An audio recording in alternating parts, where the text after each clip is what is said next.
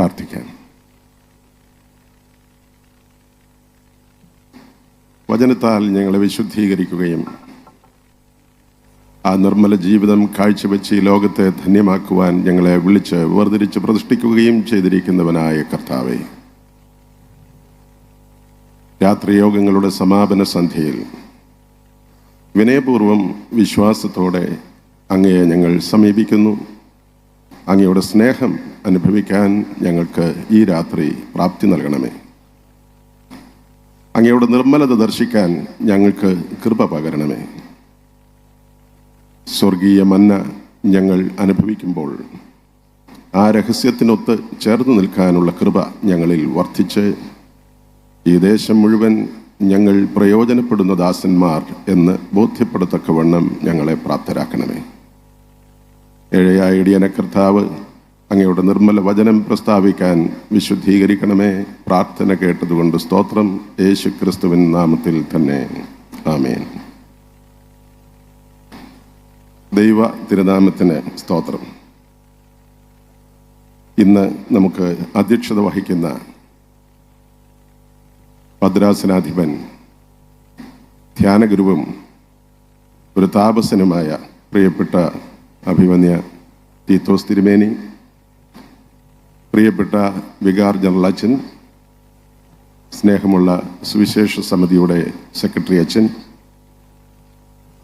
വന്ദ്യരായ അച്ഛന്മാരെ, ഗായിക സംഘാംഗങ്ങളെ, ഭദ്രാസന ഭാരവാഹികളെ, പ്രിയപ്പെട്ട മാതാപിതാക്കളെ, സഹോദരി സഹോദരന്മാരെ, കുഞ്ഞുങ്ങളെ, സാമൂഹിക സേവന രംഗത്ത് പ്രവർത്തിക്കുന്നവരെ, നിങ്ങൾക്കെല്ലാവർക്കും മഹത്വത്തിൻ്റെ പ്രത്യാശയായ ക്രിസ്തു യേശുവിൻ്റെ ധന്യനാമത്തിൽ ഞാൻ വന്ദനം ചൊല്ലുന്നു. ഈ സമാപന സന്ധ്യ ഒരു സമർപ്പണത്തിൻ്റെ സന്ധ്യയായി മാറട്ടെ എന്ന് ഞാൻ പ്രാർത്ഥിക്കുന്നു. 66ാമത് കൺവെൻഷനിൽ വേദപുസ്തകത്തിൽ 66ാം പുസ്തകമായി ചേർത്തിട്ടുള്ള വെളിപ്പാട് പുസ്തകം 4ാം അധ്യായമാണ് ഇന്ന് ധ്യാന വിഷയമാക്കുന്നത്.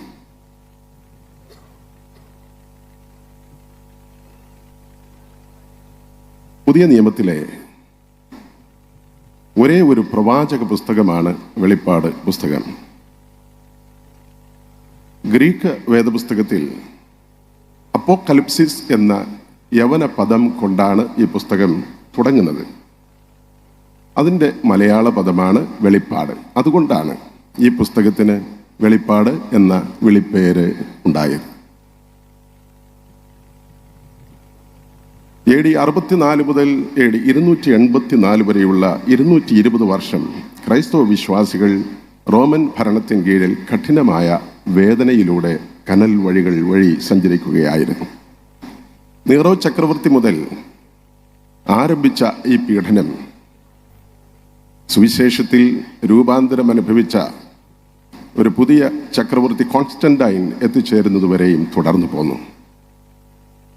രണ്ടാമത്തെ പീഡക ചക്രവർത്തിയായ വെസ്പേഷ്യന്റെ പുത്രൻ ഡൊമീഷ്യൻ AD 95 ഭക്തനായ അപ്പോസ്തലൻ യോഹന്നാനെ പിടിച്ച് എഫെസോസ് കടൽ തീരത്തിനകലെയുള്ള ഈജിയൻ കടലിനുള്ളിലെ വെറും 12 കിലോമീറ്റർ നീളവും 10 കിലോമീറ്റർ വീതിയുമുള്ള പത്മോസ് എന്ന ദ്വീപിലേക്ക് നാടുകടത്തി. അവിടെ താൻ വേദന അനുഭവിക്കുമ്പോൾ സമാന സങ്കടത്തിലായിരുന്നു സഭയും. പ്രത്യേകിച്ച് അന്നത്തെ ഒരു പ്രവിശ്യയായ ഏഷ്യ മൈനറിൽപ്പെട്ട 7 പ്രഗത്ഭ പട്ടണങ്ങളിലെ സഭകളിലെ ദൂതൻ അഥവാ ശുശ്രൂഷകനെ എഴുതി അറിയിക്കുന്ന കത്തുകളിൽ ആരംഭിക്കുന്നു ഈ പുസ്തകം.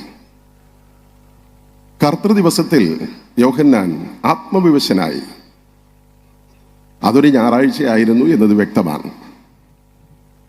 സ്വർഗത്തിലെ മഹത്വം മുഴുവൻ പുത്രനായ കർത്താവ് ഈ ലോകത്തിൽ അവതരിപ്പിക്കാനും സമാന സങ്കടത്തിൽ സഞ്ചരിച്ചു കൊണ്ടിരിക്കുന്ന വിശ്വാസികളെ ധൈര്യപ്പെടുത്താനും ആഗ്രഹിച്ചുകൊണ്ട് ഒരു ദൂതൻ വശം കർത്താവ് പത്മോസിൽ ഏകാന്ത തടവിലായിരിക്കുന്ന യോഹന്നാന്റെ പിന്നിലേക്ക് സിനിമ പ്രദർശിപ്പിക്കുന്നത് പോലെ കൊണ്ട് വച്ചിട്ട് നീ ഇങ്ങോട്ട് തിരിഞ്ഞു നോക്കി കാണുക എന്ന് പറഞ്ഞ് ദർശനം കാണിച്ചു കൊടുക്കുന്നതാണ് വെളിപ്പാട് 1-ാം അധ്യായം. ഒരു പ്രദർശനമാണത്. മഹത്വത്തിൽ വിളങ്ങുന്ന ദൈവത്തെ വളരെ കൃത്യതയോടെയാണ് അവിടെ ചർച്ച ചെയ്തിരിക്കുന്നത്. 2-3 അധ്യായങ്ങൾ ഏഷ്യ മൈനറിലെ അന്ന് അറിയപ്പെട്ടിരുന്ന 7 പ്രധാന പട്ടണങ്ങളിലെ ശുശ്രൂഷകന്മാർക്ക് എഴുതി അയച്ചു കൊടുക്കുന്ന കത്തുകളാണ്. 4-ാം അധ്യായത്തിൽ സുന്ദരമായ സ്വർഗീയ കൊട്ടാരം, 5-ാം അധ്യായത്തിൽ എങ്ങനെ പുത്രനായ ദൈവം ഈ ലോകത്തിൻ്റെ വീണ്ടെടുപ്പുകാരനായി മാറി എന്നതിനെക്കുറിച്ച് വിശദീകരിച്ച് മുന്നോട്ട് പോവുകയാണ്. 6, 8, 9 അധ്യായങ്ങൾ ഘട്ടം ഘട്ടമായി പുരോഗമിക്കുന്ന ശിക്ഷാവിധിയുടെ ചരിത്രം വിളംബരം ചെയ്യുകയും വിശ്വാസികളും വിശ്വസ്തരമായി ജീവിക്കുന്ന ഭക്തർക്ക് സിദ്ധിക്കുന്ന ഭാഗ്യങ്ങളെക്കുറിച്ച് ഇടയ്ക്കിടയ്ക്ക് സാൻഡ്വിച്ച് മാതിരി ചേർത്ത് വെച്ച് മുമ്പോട്ട് പോവുകയും ചെയ്യുകയാണ് ഈ പുസ്തകം. 4-ാം അധ്യായം നിങ്ങളോട് ഇന്ന് ധ്യാനിക്കുന്നതിനുള്ള 2 കാരണങ്ങൾ. 1, ഇത് സമാപന യോഗം, ഒരു സമർപ്പണമുണ്ടാവണം നമുക്ക് എന്നതുകൊണ്ടാണ്. 2, വെളിപ്പാട് പുസ്തകത്തിൽ പരന്നൊഴുകുന്ന ഉപമകളും അതിൽ പറഞ്ഞിരിക്കുന്ന ആശയങ്ങളും അടയാളങ്ങളും പരമാവധി ഈ 4-ാം അധ്യായത്തിൽ ഉള്ളതുകൊണ്ട് അതിനെക്കുറിച്ച് ഏകദേശ ധാരണയുണ്ടായാൽ വെളിപ്പാട് പുസ്തകമാകമാനം പഠനവിധേയമാക്കുന്നവർക്ക് ഇതൊരു സഹായമായിരിക്കും എന്നതുകൊണ്ടുമാണ്. എനിക്ക് തോന്നിയതുപോലെ നിങ്ങളോട് വിവരിക്കുകയോ വ്യാഖ്യാനിക്കുകയോ അല്ല, മറിച്ച് അധ്യാപകന്റെ സഹായത്തോടെ പ്രാർത്ഥനാപൂർവം പഠനവിധേയമാക്കിയ ഈ പുസ്തകം യേശുക്രിസ്തുവിൻ്റെ കാലത്ത് ഈ വെളിപ്പാടിനോടൊപ്പം ചേർത്ത് ചിന്തിക്കാവുന്ന സമൂഹത്തിൽ ഇന്നും ലഭ്യമായിട്ടുള്ള എസ്ഡ്രാസ്, ബാരൂഖ്, ഈനോക്ക് തുടങ്ങിയ പുസ്തകങ്ങളെ ആധാരമാക്കിയും വേദപുസ്തകത്തിൽ തന്നെ ചേർത്തിട്ടുള്ള വെളിപ്പാട് ഗ്രന്ഥങ്ങളായ യഹസ്കേൽ, ദാനിയേൽ എന്നീ പുസ്തകങ്ങളെ ചേർത്ത് നിർത്തിയും കൊണ്ടാണ് നിങ്ങളോട് ഈ അധ്യായം സംസാരിക്കുന്നത്. 4-ാം അധ്യായം 1-ാം വാക്യം. അനന്തരം സ്വർഗത്തിൽ ഒരു വാതിൽ തുറന്നിരിക്കുന്നത് ഞാൻ കണ്ടു. കാഹളനാദം പോലെ എന്നോട് സംസാരിച്ചു കേട്ട ആദ്യത്തെ ശബ്ദം എന്നോട്, ഇവിടെ കയറി വരിക, മേലാൽ സംഭവിപ്പാനുള്ളത് ഞാൻ നിനക്ക് കാണിച്ചു തരാം എന്ന് കൽപ്പിച്ചു എന്ന് തുടങ്ങുകയാണ് ഈ പാഠം. 1-ാം വാക്യത്തിൽ അനന്തരം സ്വർഗത്തിൽ ഒരു വാതിൽ തുറന്നിരിക്കുന്നത് ഞാൻ കണ്ടു. ഉൽപ്പത്തി പുസ്തകം 28-ാം അധ്യായം 17-ാം വാക്യത്തിലാണ് ആദ്യമായി തുറക്കപ്പെട്ട സ്വർഗീയ വാതിലിനെ കുറിച്ച് അപ്പനെയും ജ്യേഷ്ഠനെയും പറ്റിച്ച് പുറപ്പെട്ടു പോകുന്ന യാക്കോബ് ഒരു പള്ളക്കാട്ടിൽ അകപ്പെട്ട രാത്രിയിൽ ദർശനം കാണുന്നത്. ഉറക്കത്തിൽ നിന്ന് ഉണർന്ന് എഴുന്നേറ്റിരുന്ന യാക്കോബ് ഇത് സ്വർഗത്തിലെ വാതിൽ എന്ന് തിരിച്ചറിഞ്ഞത് തന്നെ വീണ്ടും തിരുത്താനും ധൈര്യപ്പെടുത്താനും സ്വർഗത്തിലെ കാഴ്ച അവൻ്റെ മുമ്പിലേക്ക് കാണിച്ചുകൊണ്ട്, ദൈവത്തെ നോക്കി ഇനിയും നീ നേരെ നടന്നാൽ നിന്റെ മുഖത്തെ ഞാൻ ഇനിയും ദീപ്തമാക്കാം എന്ന് കർത്താവ് അവിടെ കാണിക്കുന്ന കാഴ്ച ലഭ്യമായതോടുകൂടിയാണ്. അങ്ങനെ അവിടെ ഒരു സ്വർഗീയ വാതിൽ, സ്വർഗത്തിലെ രഹസ്യങ്ങൾ കർത്താവ് തൻ്റെ പ്രിയ മക്കൾക്ക് ബോധ്യപ്പെടുത്തണമെന്ന് തോന്നുന്ന നേരങ്ങളിൽ വെളിപ്പെടുത്തി കൊടുക്കുന്നു എന്ന അർത്ഥത്തിൽ അവിടെയാണ് നാം വായിക്കുന്നത്. വിശുദ്ധ ലൂക്കോസ് എഴുതിയ സുവിശേഷം 3-ാം അധ്യായം 22-ാം വാക്യത്തിൽ യേശു കർത്താവ് സ്നാനമേറ്റ് പ്രാർത്ഥിക്കുമ്പോൾ പരിശുദ്ധാത്മാവ് ദേഹരൂപത്തിൽ പ്രാവ് എന്ന പോലെ അവൻ്റെ മേൽ ഇറങ്ങി വന്നു. അപ്പോഴും കർത്താവ് സ്വർഗീയ വാതിൽ തുറന്നു വെച്ചാണ് ഇറങ്ങി വന്നത് എന്ന് രേഖപ്പെടുത്തിയിട്ടുണ്ട്. പരിശുദ്ധാത്മാവ് ഇറങ്ങി വന്നത് പ്രാവ് രൂപത്തിലാണെന്നൊരു ധാരണ പലർക്കുമുണ്ട്. വേദപുസ്തകത്തിൽ എഴുതിയിരിക്കുന്നത് പരിശുദ്ധാത്മാവ് പ്രാവ് രൂപത്തിൽ വന്നു എന്നല്ല, അല്ല. എഴുതിയിരിക്കുന്നത് ദേഹത്തിൻ്റെ രൂപത്തിൽ ഇറങ്ങി വന്നു എന്നാണ്. ഗ്രീക്ക് ബൈബിളിൽ പറഞ്ഞിരിക്കുന്നത്, പുതിയ നിയമം ആദ്യമായി എഴുതപ്പെട്ട മൂലകൃതിയിൽ രേഖപ്പെടുത്തിയിരിക്കുന്നത് കൈ കറ്റാബീനായി ടോ ന്യൂമ ടോ ഹഗിയോൺ സോമാറ്റിക്കോ എയ് ഡെയ് ഹോസ് പെരിസ്റ്ററാൻ എന്നാണ്. Bodily shape or bodily appearance the holy spirit came down like a dove. ഹോസ് പെരിസ്റ്ററാൻ, പ്രാവിനെ പോലെ വന്നു എന്നല്ല, പ്രാവ് വരുന്ന ശൈലിയിൽ വന്നു എന്നാണ് ഹോസ് എന്ന പദത്തിൻ്റെ അർത്ഥം. പരിശുദ്ധാത്മാവിൻ്റെ ജീവനുള്ള ശരീരരൂപം സ്വർഗത്തിൽ നിന്ന് താഴോട്ട് പ്രാവ് വരുന്ന ആവധാനതയിൽ സാവധാനതയിൽ താഴോട്ടിറങ്ങി കർത്താവിൽ വന്ന് വിലയം കൊണ്ടു എന്നാണ് അവിടെ ലൂക്കോസ് 3-ാം അധ്യായം 22-ാം വാക്യത്തിൽ രേഖപ്പെടുത്തിയിരിക്കുന്നത്. സ്വർഗത്തിൽ താഴോട്ടിറങ്ങി വന്നത് ജീവനുള്ള ശരീരമാണ്. അതിനെയാണ് ഗ്രീക്ക് ബൈബിളിൽ സോമാറ്റിക്കോസ് എന്ന് വിളിക്കുന്നത്. നമ്മുടെ ശരീരം ജഡം എന്ന് മലയാളം. ഇതിന് ഗ്രീക്ക് ബൈബിളിൽ പറയുന്നത് ഫ്ലഷ് എന്നതിന് തുല്യമായ സാർക്കിക്കോസ് എന്നതാണ്. മനുഷ്യൻ പാപം കൊണ്ട് മരിച്ചു. യോഹന്നാൻ 10:10 വിവരിക്കുന്നത് അവൻ ആത്മീയമായി മരിച്ചു എന്നാണ്. അതുകൊണ്ടാണ് കർത്താവിൻ്റെ പ്രസംഗത്തിൽ പറഞ്ഞത്, നിങ്ങൾക്ക് ജീവൻ ഉണ്ടാകുവാനും സമൃദ്ധിയായിട്ടുണ്ടാകുവാനും ഞാൻ വന്നിരിക്കുന്നു എന്ന്. ജീവൻ നിങ്ങൾക്കുണ്ടെങ്കിൽ സമൃദ്ധിയായിട്ടുണ്ടാകേണ്ടതേ ഉള്ളൂ എന്ന് കർത്താവ് പറഞ്ഞാൽ മതിയായിരുന്നു. മനുഷ്യർക്ക് ജീവൻ ഉണ്ടാകാൻ, അതുപോലെ സമൃദ്ധിയായിട്ടുണ്ടാകാൻ ഞാൻ വന്നിരിക്കുന്നു എന്ന് കർത്താവ് പറഞ്ഞു. യോഹന്നാൻ 1-4-5 വാക്യങ്ങൾ വായിക്കുമ്പോൾ കർത്താവിനെ കുറിച്ച് യോഹന്നാൻ അപ്പോസ്തലൻ വിവരിക്കുന്നത്, അവനിൽ ജീവൻ ഉണ്ടായിരുന്നു, ജീവൻ പണ്ടുണ്ടായിരുന്ന കാലത്ത് മനുഷ്യരുടെ വെളിച്ചമായിരുന്നു എന്ന്. മനുഷ്യന്റെ ജീവൻ നഷ്ടപ്പെട്ടതിന് ശേഷം ആകെ ക്രിസ്തുവിൽ മാത്രമേ ഉണ്ടായിരുന്നുള്ളൂ ആ ജീവൻ. ആ ജീവന്റെ ലക്ഷണം പണ്ട് മനുഷ്യർക്കുണ്ടായിരുന്നപ്പോൾ മനുഷ്യൻ പ്രകാശം ആവരണം ചെയ്യപ്പെട്ടവനായിരുന്നു, തേജസ്സിൽ അവൻ വസിക്കുന്നവനായിരുന്നു. ആ തേജസ് നഷ്ടപ്പെട്ട് ജഡത്തിലായി തീർന്നതുകൊണ്ട് കർത്താവ് ആ ജീവനുള്ള ശരീരം മനുഷ്യർക്ക് നുറുക്കി തരുന്നതിനു വേണ്ടി സ്വർഗത്തിൽ നിന്ന് ഇങ്ങനെ ഇറക്കി കൊണ്ടുവരുന്ന നിമിഷമാണത് നാം വായിക്കുന്നത്. 1 കൊരിന്ത്യർ 11 വീട്ടിൽ ചെന്ന് ധ്യാനിക്കൂ. കർത്താവ് തിരുവത്താഴം കൊള്ളാൻ നമ്മെ പഠിപ്പിച്ചു പൗലോസ് അപ്പോസ്തലനിലൂടെ 2 കാര്യങ്ങൾ. 1, തന്നെത്താൻ ശോധന ചെയ്തിട്ട് വേണം ഈ അപ്പം തിന്നുകയും ഈ പാനപാത്രത്തിൽ നിന്ന് കുടിക്കുകയും ചെയ്യാൻ. നമ്മളിതെല്ലാം ചെയ്യുന്നവരാണ്. 2, 29 വാക്യത്തിൽ വിവരിക്കുന്നത് യേശു ക്രിസ്തുവിൻ്റെ മുമ്പിൽ എങ്ങനെയാണ് ഈ വിവേചനം നടക്കേണ്ടത് എന്നാണ്. തമിഴ് വേദപുസ്തകത്തിൽ എഴുതിയിരിക്കുന്നതും ഇംഗ്ലീഷിൽ എഴുതിയിരിക്കുന്നതും അർത്ഥം പൂർത്തീകരിക്കുന്നു എങ്കിൽ മലയാളത്തിൽ ആ വാക്യം ഭാഷാന്തരം ചെയ്തിരിക്കുന്നതിൽ ഒരല്പം വ്യത്യാസമുണ്ട് എന്ന് നിങ്ങളുടെ കയ്യിലുള്ള ഇംഗ്ലീഷ് ബൈബിൾ പരിശോധിക്കുകയോ വീട്ടിൽ ചെന്ന് ഇംഗ്ലീഷ് ഭാഗം പരിശോധിക്കുകയോ ചെയ്താൽ നമുക്ക് മനസ്സിലാകും. 1 കൊരിന്ത്യർ 11 29 വാക്യത്തിൽ പറയുന്നത്, തിന്നുകയും കുടിക്കുകയും ചെയ്യുന്നവൻ ശരീരത്തെ വിവേചിക്കാഞ്ഞാൽ ശിക്ഷാവിധി തിന്നുകയും കുടിക്കുകയും ചെയ്യുന്നു എന്നാണ്. തിന്നുകയും കുടിക്കുകയും ചെയ്യുന്നവൻ ശരീരത്തെ എന്ന് എഴുതിയിരിക്കുന്നിടത്ത് ഗ്രീക്ക് ബൈബിളിൽ എഴുതിയിരിക്കുന്നത് സോമാറ്റിക്കോ എന്ന പദമാണ്, ലിവിങ് ബോഡി എന്നാണ്. ജീവനുള്ള ശരീരത്തെ വിവേചിക്കാഞ്ഞാൽ. മറ്റൊന്ന്, ഇവിടെ എഴുതിയിരിക്കുന്ന ഇംഗ്ലീഷ് ബൈബിളിലെ വാക്ക് പരിശോധിച്ചാൽ കർത്താവിൻ്റെ ശരീരത്തെ എന്നാണ് അവിടെ അർത്ഥമാക്കിയിരിക്കുന്നത്. ലോർഡ്സ് ബോഡി എന്നാണ് ഭാഷാന്തരം ചെയ്തിരിക്കുന്നത്. കർത്താവിൻ്റെ എന്നുള്ള വാക്ക് മലയാള ബൈബിളിൽ കളഞ്ഞുപോയി. അവിടെ എഴുതിയിരിക്കുന്നത് ശരിയാം വണ്ണം പറഞ്ഞാൽ തമിഴ് ബൈബിളിൽ പറഞ്ഞിരിക്കുന്നത്, എന്നത്തിനാലനിൽ അപാത്രമായി ഭോജനപാനം പണ്ണുகிறവൻ കർത്തരൻ ശരീരം ഇന്നതെന്ത് നിദാനത്ത് ഭക്ഷിക്കാതിനാലെ അഗ്നി തീർപ്പ് വരുമ്പഴി ഭോജനപാനം പണ്ണുகிறாൻ എന്നാണ്. അഗ്നി തീർപ്പ്, ശിക്ഷാവിധി വരുന്ന തരത്തിൽ ഭോജനപാനം പണ്ണുகிறது ജീവിതത്തിൽ വേദപുസ്തകത്തിൽ പറഞ്ഞിരിക്കുന്നത് ഇത് കർത്താവിൻ്റെ ജീവനുള്ള ശരീരമാണെന്ന് വിവേചിച്ച് ഭക്ഷിക്കണം, അല്ലാതിരുന്നാൽ ശിക്ഷാവിധിയാണ് ഭക്ഷിക്കുന്നത് എന്നാണ്. ഈ ശിക്ഷാവിധി ഒഴിവാക്കുന്നതിന് വേണ്ടിയാണ് സ്വർഗത്തിൽ നിന്ന് കർത്താവ് ആ തേജസ്സുള്ള ശരീരത്തെ ഇങ്ങോട്ട് കൊണ്ടുവന്നതും നമുക്ക് നുറുക്കി തന്നതും. അതിനുശേഷമാണ് കർത്താവ് പറഞ്ഞത്, ഇത് എൻ്റെ ശരീരം, എൻ്റെ ശരീരം. ആ ശരീരം കർത്താവ് നമുക്ക് വേണ്ടി നൽകാനായിരുന്നു.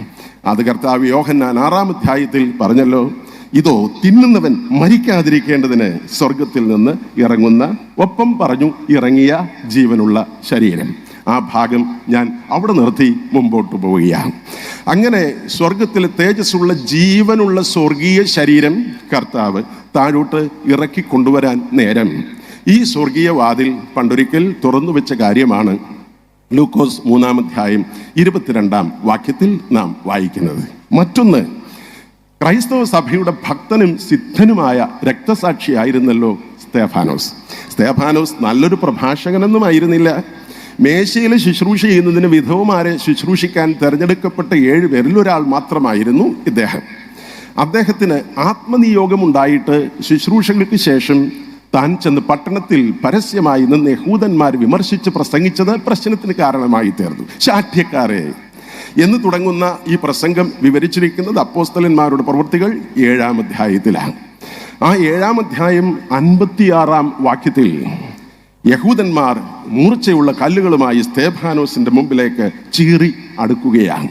അപ്പോൾ കർത്താവിന് വേണ്ടി മരിക്കാനും സന്നദ്ധനായി തേജോരൂപിയായി നിൽക്കുന്ന ദൈവപുത്രനെ കാണാൻ സന്തോഷത്തോടെ സ്തേഫാനോസ് എന്ന ഭക്തൻ യെരുശലേം ദൈവാലയത്തിന് സമീപത്ത് മുട്ടുകുത്തുകയാണ്.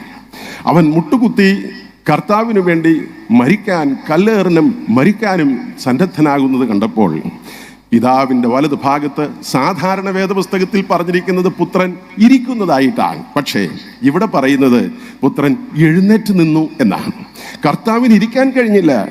കണ്ട ഭക്തൻ തനിക്ക് വേണ്ടി മരിക്കാൻ സന്നദ്ധനാകുന്ന കാഴ്ച കണ്ടപ്പോൾ ഇരിക്കാൻ കഴിയാതെ അവിടെ നിന്ന് എഴുന്നേറ്റ് നിന്നു. അപ്പോൾ സ്വർഗത്തിൽ നിന്ന് ആ സ്തേഫാനോസിന്റെ മരണനിമിഷം കാണാനും അഥവാ അവനെ കൈക്കൊള്ളാനും സ്വർഗീയ വാതിൽ കർത്താവ് തുറന്നു വെച്ചു എന്ന വിവരമാണ് നാം അപ്പോസ്തലന്മാരുടെ പ്രവൃത്തികൾ 7-ാം അധ്യായം 56 മുതലുള്ള വാക്യങ്ങളിൽ വായിക്കുന്നത്. അപ്പോഴും തുറന്നു വെച്ചിട്ടുണ്ട് ഇങ്ങനെ സ്വർഗീയ വാതിൽ എന്നാണ് നാം അവിടെ വായിക്കുന്നത്. ഈ ലോകത്തിൽ സകല വിശുദ്ധ ദൂതന്മാരും വന്ന് നിരന്ന് നിന്ന് നിർവഹിക്കുന്ന ഒരൊറ്റ ശുശ്രൂഷയെക്കുറിച്ച് മാത്രമേ രേഖപ്പെടുത്തിയിട്ടുള്ളൂ. അത് അന്ത്യ ന്യായവിധിയാണ്. യോഹന്നാൻ എഴുതിയ സുവിശേഷം 1-ാം അധ്യായം അവസാനത്തെ വാക്യമായ 51-ാം വാക്യത്തിൽ കർത്താവ് തൻ്റെ ശിഷ്യത്വത്തിലേക്ക് തൻ്റെ പഴയ ചരിത്രം മുഴുവൻ കർത്താവ് വിളമ്പിയപ്പോൾ വിശ്വസിക്കുന്നുണ്ടെന്ന് പറഞ്ഞ് എത്തിച്ചേർന്ന ഒരു ശിഷ്യനെ നോക്കിക്കൊണ്ട് പറഞ്ഞു, നാഥനയേലേ, എടോ, താൻ ഇനിയും വേറെ ചില കാഴ്ചകൾ കാണും. സ്വർഗം തുറന്നിരിക്കുന്നതും അവൻ്റെ അടുക്കൽ നിന്ന് സകല വിശുദ്ധ ദൂതന്മാരും കയറുകയും ഇറങ്ങുന്നതുമായ കാഴ്ചയും നീ ഇനി ഒരിക്കൽ കാണാൻ പോകുന്നു എന്ന്. അങ്ങനെ ഈ സ്വർഗീയ വാതിൽ വീണ്ടും ഒരിക്കൽ തുറന്നു വയ്ക്കും എന്ന് കർത്താവ് വെളിപ്പെടുത്തുകയുണ്ടായി. ലൂക്കോസ് എഴുതിയ സുവിശേഷം 13-ാം അധ്യായം 25-26 വാക്യങ്ങളിൽ ന്യായവിസ്താര കാലത്തെക്കുറിച്ച് കർത്താവ് മുൻകൂട്ടി അറിയിക്കുകയാണ്, അല്ലെങ്കിൽ പ്രവചിക്കുകയാണ്. കർത്താവ് പറഞ്ഞു, അവിടുന്ന് വന്നിട്ട് തൻ്റെ പ്രിയ മക്കളെ ചേർത്ത് മധ്യാകാശ വാഴ്ചയ്ക്ക് പുറപ്പെടും. എന്നിട്ടവൻ വാതിലടച്ചു കളയും. വാതിലടയ്ക്കുമ്പോൾ രണ്ടാമത് എഴുന്നേൽക്കുന്നവർ അവിടെ വന്ന് ഞങ്ങൾക്കും തുറക്കണമേ എന്ന് വിളിച്ചു പറയും. ഞാൻ നിങ്ങൾ ഒരു നാളും അറിഞ്ഞിട്ടില്ല, അധർമ്മം പ്രവർത്തിക്കുന്നവരെ എന്നെ വിട്ടു പോകുവീൻ എന്ന് തീർത്ത് പറയും എന്ന് കർത്താവ് പറഞ്ഞപ്പോൾ അവർ പറയുകയാണ്, ഞങ്ങളെ ഉപേക്ഷിക്കരുത്. കാരണം 2: 1, യോഗ്യരാണ് ഞങ്ങൾ. 1, ഞങ്ങൾ നിന്റെ മുമ്പിൽ തിന്നുകയും കുടിക്കുകയും ചെയ്തവരാണ്. നിന്റെ മുമ്പിൽ തിന്നതെന്താ? തിരുവത്താഴം സ്വീകരിച്ചതാണ്. തിന്നുകയും കുടിക്കുകയും ചെയ്തവരാണ്. നീ ഞങ്ങളുടെ തെരുവുകളിൽ പ്രസംഗിച്ചതും ഞങ്ങൾ കേട്ടവരാണ്. ഞങ്ങൾ തിരുവത്താഴം കണ്ടവരാണ്. അതുപോലെ നിന്റെ പ്രസംഗങ്ങൾ ഞങ്ങൾ കേട്ടവരാണ്. അതുകൊണ്ട് ഞങ്ങൾക്കും അങ്ങ് തുറന്നു തരണം എന്നാണ് അവർ കർത്താവിനോട് ആവശ്യപ്പെടുന്നത്. തുടർന്ന് ആ ശിക്ഷാവിധിയുടെയും വിമോചനത്തിൻ്റെയും ഒക്കെ ചരിത്രം വിളംബരം ചെയ്യുന്ന വിസ്തരിച്ചുള്ള വിശദീകരണം നാം വായിക്കുന്നത് വെളിപ്പാട് പുസ്തകം 20-ാം അധ്യായത്തിലാണ്. 20-ാം അധ്യായം മുഴുവൻ ഈ സംഗതികൾ കൃത്യവും ചിട്ടയുമായി ഓരോ പാരഗ്രാഫായിട്ട് വിവരിക്കുന്നുണ്ട്. അത് നിങ്ങൾ ധ്യാന വിഷയമാക്കാം, പഠന വിഷയമാക്കാം. ഇങ്ങനെ ഈ സമയത്ത് സ്വർഗീയ വാതിൽ അടച്ചുകളയും പുറത്തു നിൽക്കുന്നവരെ താൻ പഴയ ആകാശത്തോടും പഴയ ഭൂമിയോടുമൊപ്പം യാതനാസ്ഥലത്തേക്ക് ഒഴിവാക്കിയ ശേഷം പിന്നെ എത്തിച്ചേരുന്ന പുതിയ ആകാശവും പുതിയ ഭൂമിയും വന്നാൽ പിന്നെ മധ്യാകാശ വാഴ്ചയിൽ മണവാളനായ കർത്താവ് തൻ്റെ പ്രിയപ്പെട്ട മക്കളുമൊത്ത് താഴെ വന്ന് അവർക്കൊപ്പം പാർക്കുമെന്നും, തുടർന്ന് സ്വർഗത്തിൽ കർത്താവ് സ്ഥലമൊരുക്കുവാൻ പോകുന്നു എന്ന് യോഹന്നാൻ 14-ൽ വിവരിച്ച് ആ സ്ഥലം ഒരുക്കി എങ്കിൽ അവിടെ നിന്നും താഴോട്ടിറങ്ങി വന്ന് മനുഷ്യരോടുകൂടെ ദൈവത്തിൻ്റെ കൂടാരം, വെളിപ്പാട് 21-ാം അധ്യായം 1 മുതലുള്ള വാക്യങ്ങൾ, ആ വിശുദ്ധ കൂടാരം സ്വർഗത്തിൽ നിന്ന് ഭർത്താവിനായി അലങ്കരിച്ച മണവാട്ടിയെ പോലെ ഇറങ്ങി ഈ പുതിയ ഭൂമിയിൽ വന്ന് പാർക്കുമ്പോൾ പിന്നെ ഒരിക്കലും ആ വാതിൽ ഒരിക്കലും അടയ്ക്കുകയില്ല എന്ന് വെളിപ്പാട് 21-ാം അധ്യായം 25-ഉം 26-ഉം വാക്യങ്ങളിൽ രേഖപ്പെടുത്തിയിരിക്കുന്നു. ദൈവത്തിന് സ്തോത്രം.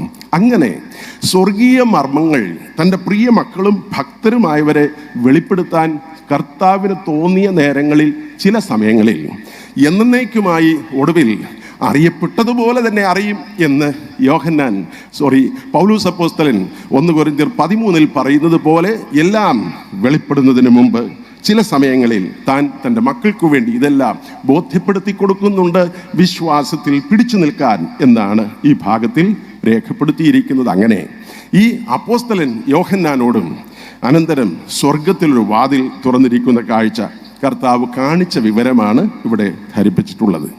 ഈ അധ്യായത്തിൽ പറഞ്ഞിരിക്കുന്ന രഹസ്യത്തിന് ഒരു രസകരമായൊരു വസ്തുതയുണ്ട്.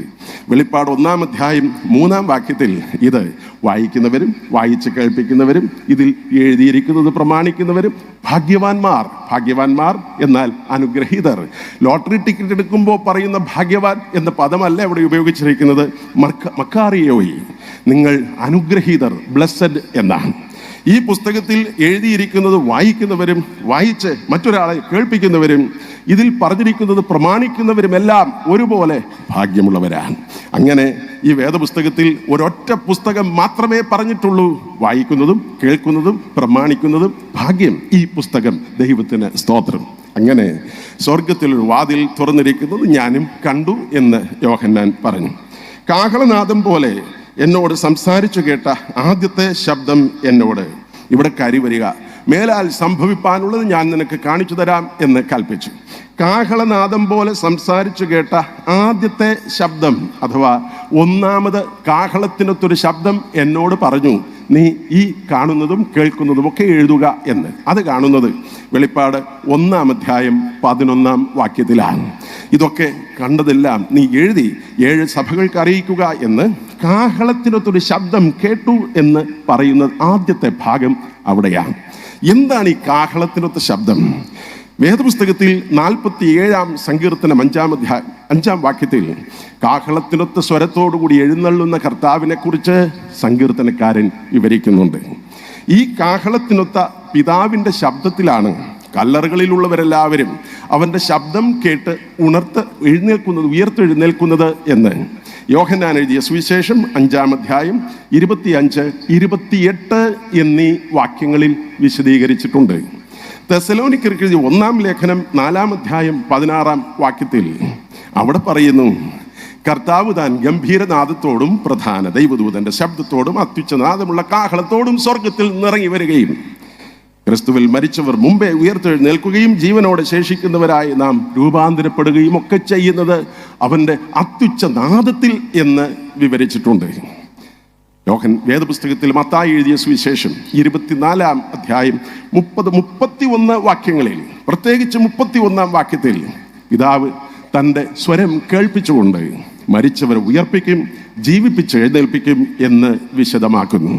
കൊരിന്ത്യർക്ക് 1-ാം ലേഖനം 15-ാം അധ്യായം 52-ാം വാക്യത്തിലും ഇതേ സ്വരത്തിൽ ഉയർത്തെഴുന്നേൽപ്പിക്കുന്ന ഒരു ദൈവം ഒരു കാലം നമ്മുടെ ജീവിതത്തിൽ സംജാതമാകും എന്ന് രേഖപ്പെടുത്തുന്നുണ്ട്.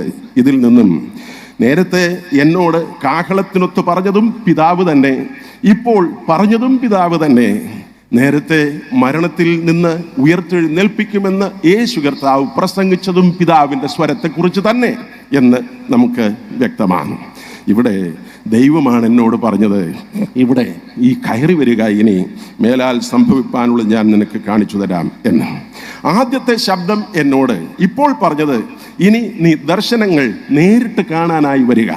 വേദശാസ്ത്രത്തിൽ നാം പറഞ്ഞാൽ ഇത് ഒരു ഹെവൻലി ടൂറിന് വേണ്ടി യോഹന്നാനെ കർത്താവ് ക്ഷണിക്കുകയാണ്. ഇനി നീ വാ, ഇവിടേക്ക് കയറി, നമുക്ക് ഇവിടുത്തെ യാത്രകൾ കണ്ട് സഞ്ചരിക്കാം, ഈ ഇവിടുത്തെ കാഴ്ചകൾ കണ്ട് സഞ്ചരിക്കാം എന്നാണ് കർത്താവ് പറയാൻ ശ്രമിക്കുന്നത്. അങ്ങനെ ഇവിടെ കയറി വരിക, മേലാൽ സംഭവിപ്പാനുള്ളത് ഞാൻ നിനക്ക് കാണിച്ചു തരാം, ഇനി നേരിട്ട് കാണിച്ചു തരാം, അത് മേലാൽ സംഭവിപ്പാനുള്ളത് എന്ന് കർത്താവ് പ്രത്യേകം പറയുകയുമുണ്ടായി. ഉടനെ ഞാൻ ആത്മവിവശനായി. എന്താണ് ഈ ആത്മവിവശനാവുക? വഴിയിലൂടെ ഉറഞ്ഞു തുള്ളുന്ന ഭക്തൻ ഏതാണ്ട് ഉന്മാദാവസ്ഥയിലാകിയതുപോലെ യോഹന്നാൻ ആയതാണോ? അതോ ഈ ഉന്മാദാവസ്ഥയിൽ നിന്ന് വ്യത്യസ്തമായ എന്തെങ്കിലും ഭാവം താൻ നേടിയതാണോ എന്ന് ചിന്തിക്കേണ്ടതുണ്ട്. ആത്മവിവശനായ നിരവധി അനുഭവങ്ങൾ വേദപുസ്തകത്തിലുണ്ട്. പൗലോസ് അപ്പോസ്തലൻ ഒരിക്കൽ യേശു കർത്താവിനെ നേരിട്ട് കണ്ടു. അപ്പോസ്തലന്മാരുടെ പ്രവൃത്തികൾ 22-ാം അധ്യായം 17-ാം വാക്യത്തിൽ രൂപാന്തരപ്പെട്ടത് കുതിരപ്പുറത്തു നിന്ന് താഴെ കർത്താവ് ഉരുട്ടി മാനസാന്തരപ്പെടുത്തുന്ന സംഭവത്തിലൂടെയാണ്. അതിനുശേഷം അവൻ നേരെ യെരുശലേം ദേവാലയത്തിലേക്ക് ചെന്നു. പൗലോസ് അപ്പോസ്തലൻ അവിടെ ഇരിക്കുമ്പോൾ ഒരു വിവശതയിൽ യേശുവിനെ കണ്ടു എന്ന് രേഖപ്പെടുത്തുന്നുണ്ട്. അതാണ് വിവശത, ആത്മവിവശത. ഗ്രീക്ക് ബൈബിളിൽ പറഞ്ഞിരിക്കുന്നത് ന്യൂമാറ്റി എന്ന വാക്കാണ്. പൊസസ്ഡ് ബൈ ദ സ്പിരിറ്റ് എന്നല്ല, controlled by the spirit of God. സ്ഥൂല ശരീരത്തിൻ്റെ നിയന്ത്രണത്തിൽ, ശരീരത്തിൻ്റെ വൈകാരികതയിൽ ജീവിച്ചിരുന്ന ഞാൻ വളരെ പെട്ടെന്ന് ആത്മനിയന്ത്രണത്തിലായി. പരിശുദ്ധാത്മാവിൻ്റെ നിയന്ത്രണത്തിലായി തീർന്നു എന്നാണ് ഇവിടെ വിശദീകരിക്കുന്നത്. നേരിട്ട് പറഞ്ഞാൽ പത്രോസ് അപ്പോസ്തലൻ തൻ്റെ 1-ാം ലേഖനം 3-ാം അധ്യായം 19-ാം വാക്യത്തിലും 4-ാം അധ്യായം 6-ാം വാക്യത്തിലുമാണ് കർത്താവ് ശരീരം ഖബറടക്കം ചെയ്യപ്പെട്ടിരുന്ന ആ ദിവസം പാതാളത്തിൽ ഒരു കൺവെൻഷൻ പ്രസംഗം നടത്താൻ പോയ വിവരത്തെക്കുറിച്ച് രേഖപ്പെടുത്തിയിരിക്കുന്നത്. കാരണം പണ്ട് നോഹയുടെ പ്രളയകാലത്ത് തടവിലായ ആത്മാക്കളോട് ചെന്ന് കർത്താവ് കൃപയുടെ വചനം, സുവിശേഷം പ്രസംഗീകരിക്കാൻ സാധ്യതയുണ്ട്. കാരണം ആ പഴയ കാലത്ത് വീണ്ടെടുപ്പിൻ്റെ വിലയോ അതിൻ്റെ വിശ്വാസമോ ഉണ്ടായിരുന്നില്ല. ഉടമ്പടിയോ ദൈവിക കൽപ്പനയോ നിഷേധിച്ചൊരു സമൂഹമായി അവരവശേഷിച്ചിരുന്നല്ലോ. അതുകൊണ്ട് കൃപയുള്ള കർത്താവ് തുടർന്ന് കൃപയുടെ സുവിശേഷം പറയാൻ ചെന്നു. ശരീരത്തിൽ അവൻ കല്ലറയ്ക്കലായിരുന്നപ്പോൾ തന്നെ ആത്മാവിൽ അവൻ ചെന്ന് പ്രഭാഷകനായി മാറി. എന്നാൽ ഇവിടെ ജീവനോടെ യോഹന്നാൻ അപ്പോസ്തലൻ പത്മോസിലായിരിക്കെ ആത്മാവിൽ അവൻ ഉയരങ്ങളിലേക്ക് ചെന്ന് കാഴ്ച കാണുകയാണ് എന്ന് വിവരിക്കുകയാണ്. ഉടനെ ഞാൻ ആത്മവിവശനായി കയറി ചെന്ന യോഹന്നാൻ കണ്ട ആദ്യത്തെ കാഴ്ച സ്വർഗീയ കൊട്ടാരത്തിനകത്തെ ഉന്നതമായ ഒരു സിംഹാസനം എന്നാണ്. ഒരു ഉന്നതമായ സിംഹാസനം, രാജത്വം ഇവിടെ നിലനിൽക്കുന്നു എന്നതിൻ്റെ സൂചനയാണ്. 11-ാം സങ്കീർത്തനം 4-ാം വാക്യത്തിൽ ദൈവം സ്വർഗത്തിൽ സിംഹാസനസ്ഥൻ എന്ന് രേഖപ്പെടുത്തിയിട്ടുണ്ട്.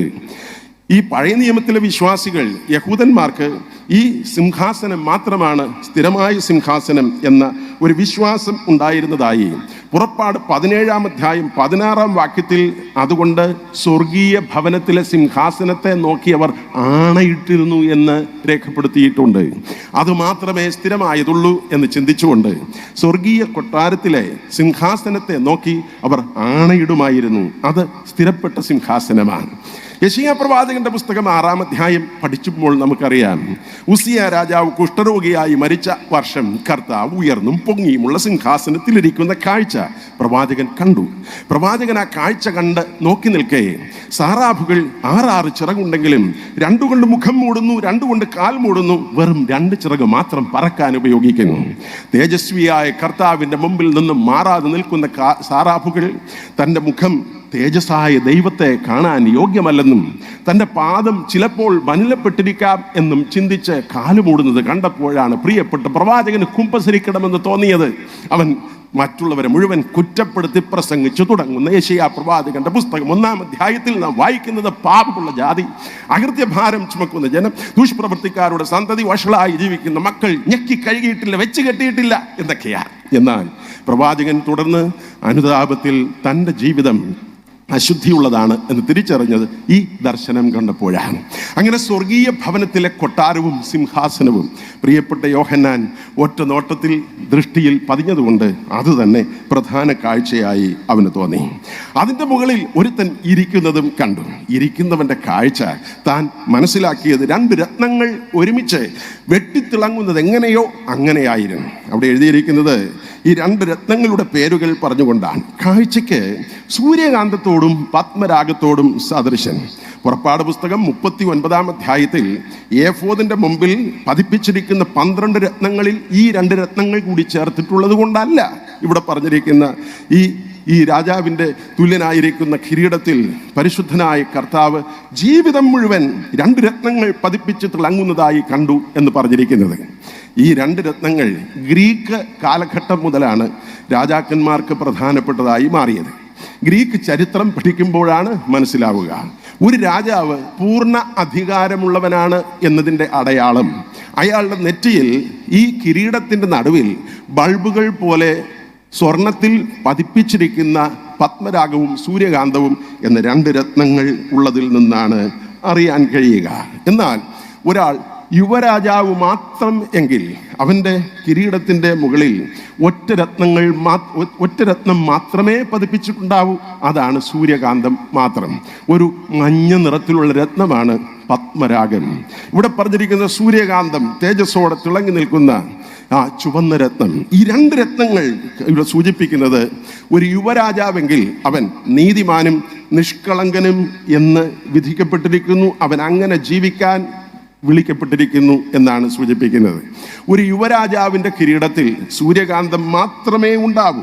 അതിൻ്റെ അർത്ഥം അവൻ നീതിമാനും നിഷ്കളങ്കനുമായി ജീവിക്കാൻ വിളിക്കപ്പെട്ടിരിക്കുന്നു, നിയോഗിക്കപ്പെട്ടിരിക്കുന്നു എന്നാണ്. എന്നാൽ പത്മരാഗമെന്ന് രണ്ടാമത്തെ രത്നം കൂടി വച്ചിരുന്നാൽ അതിൻ്റെ അർത്ഥം അവൻ ന്യായവിധിക്കാനും കഴിവുള്ളവനാണ്, അധികാരസ്ഥനാണ്.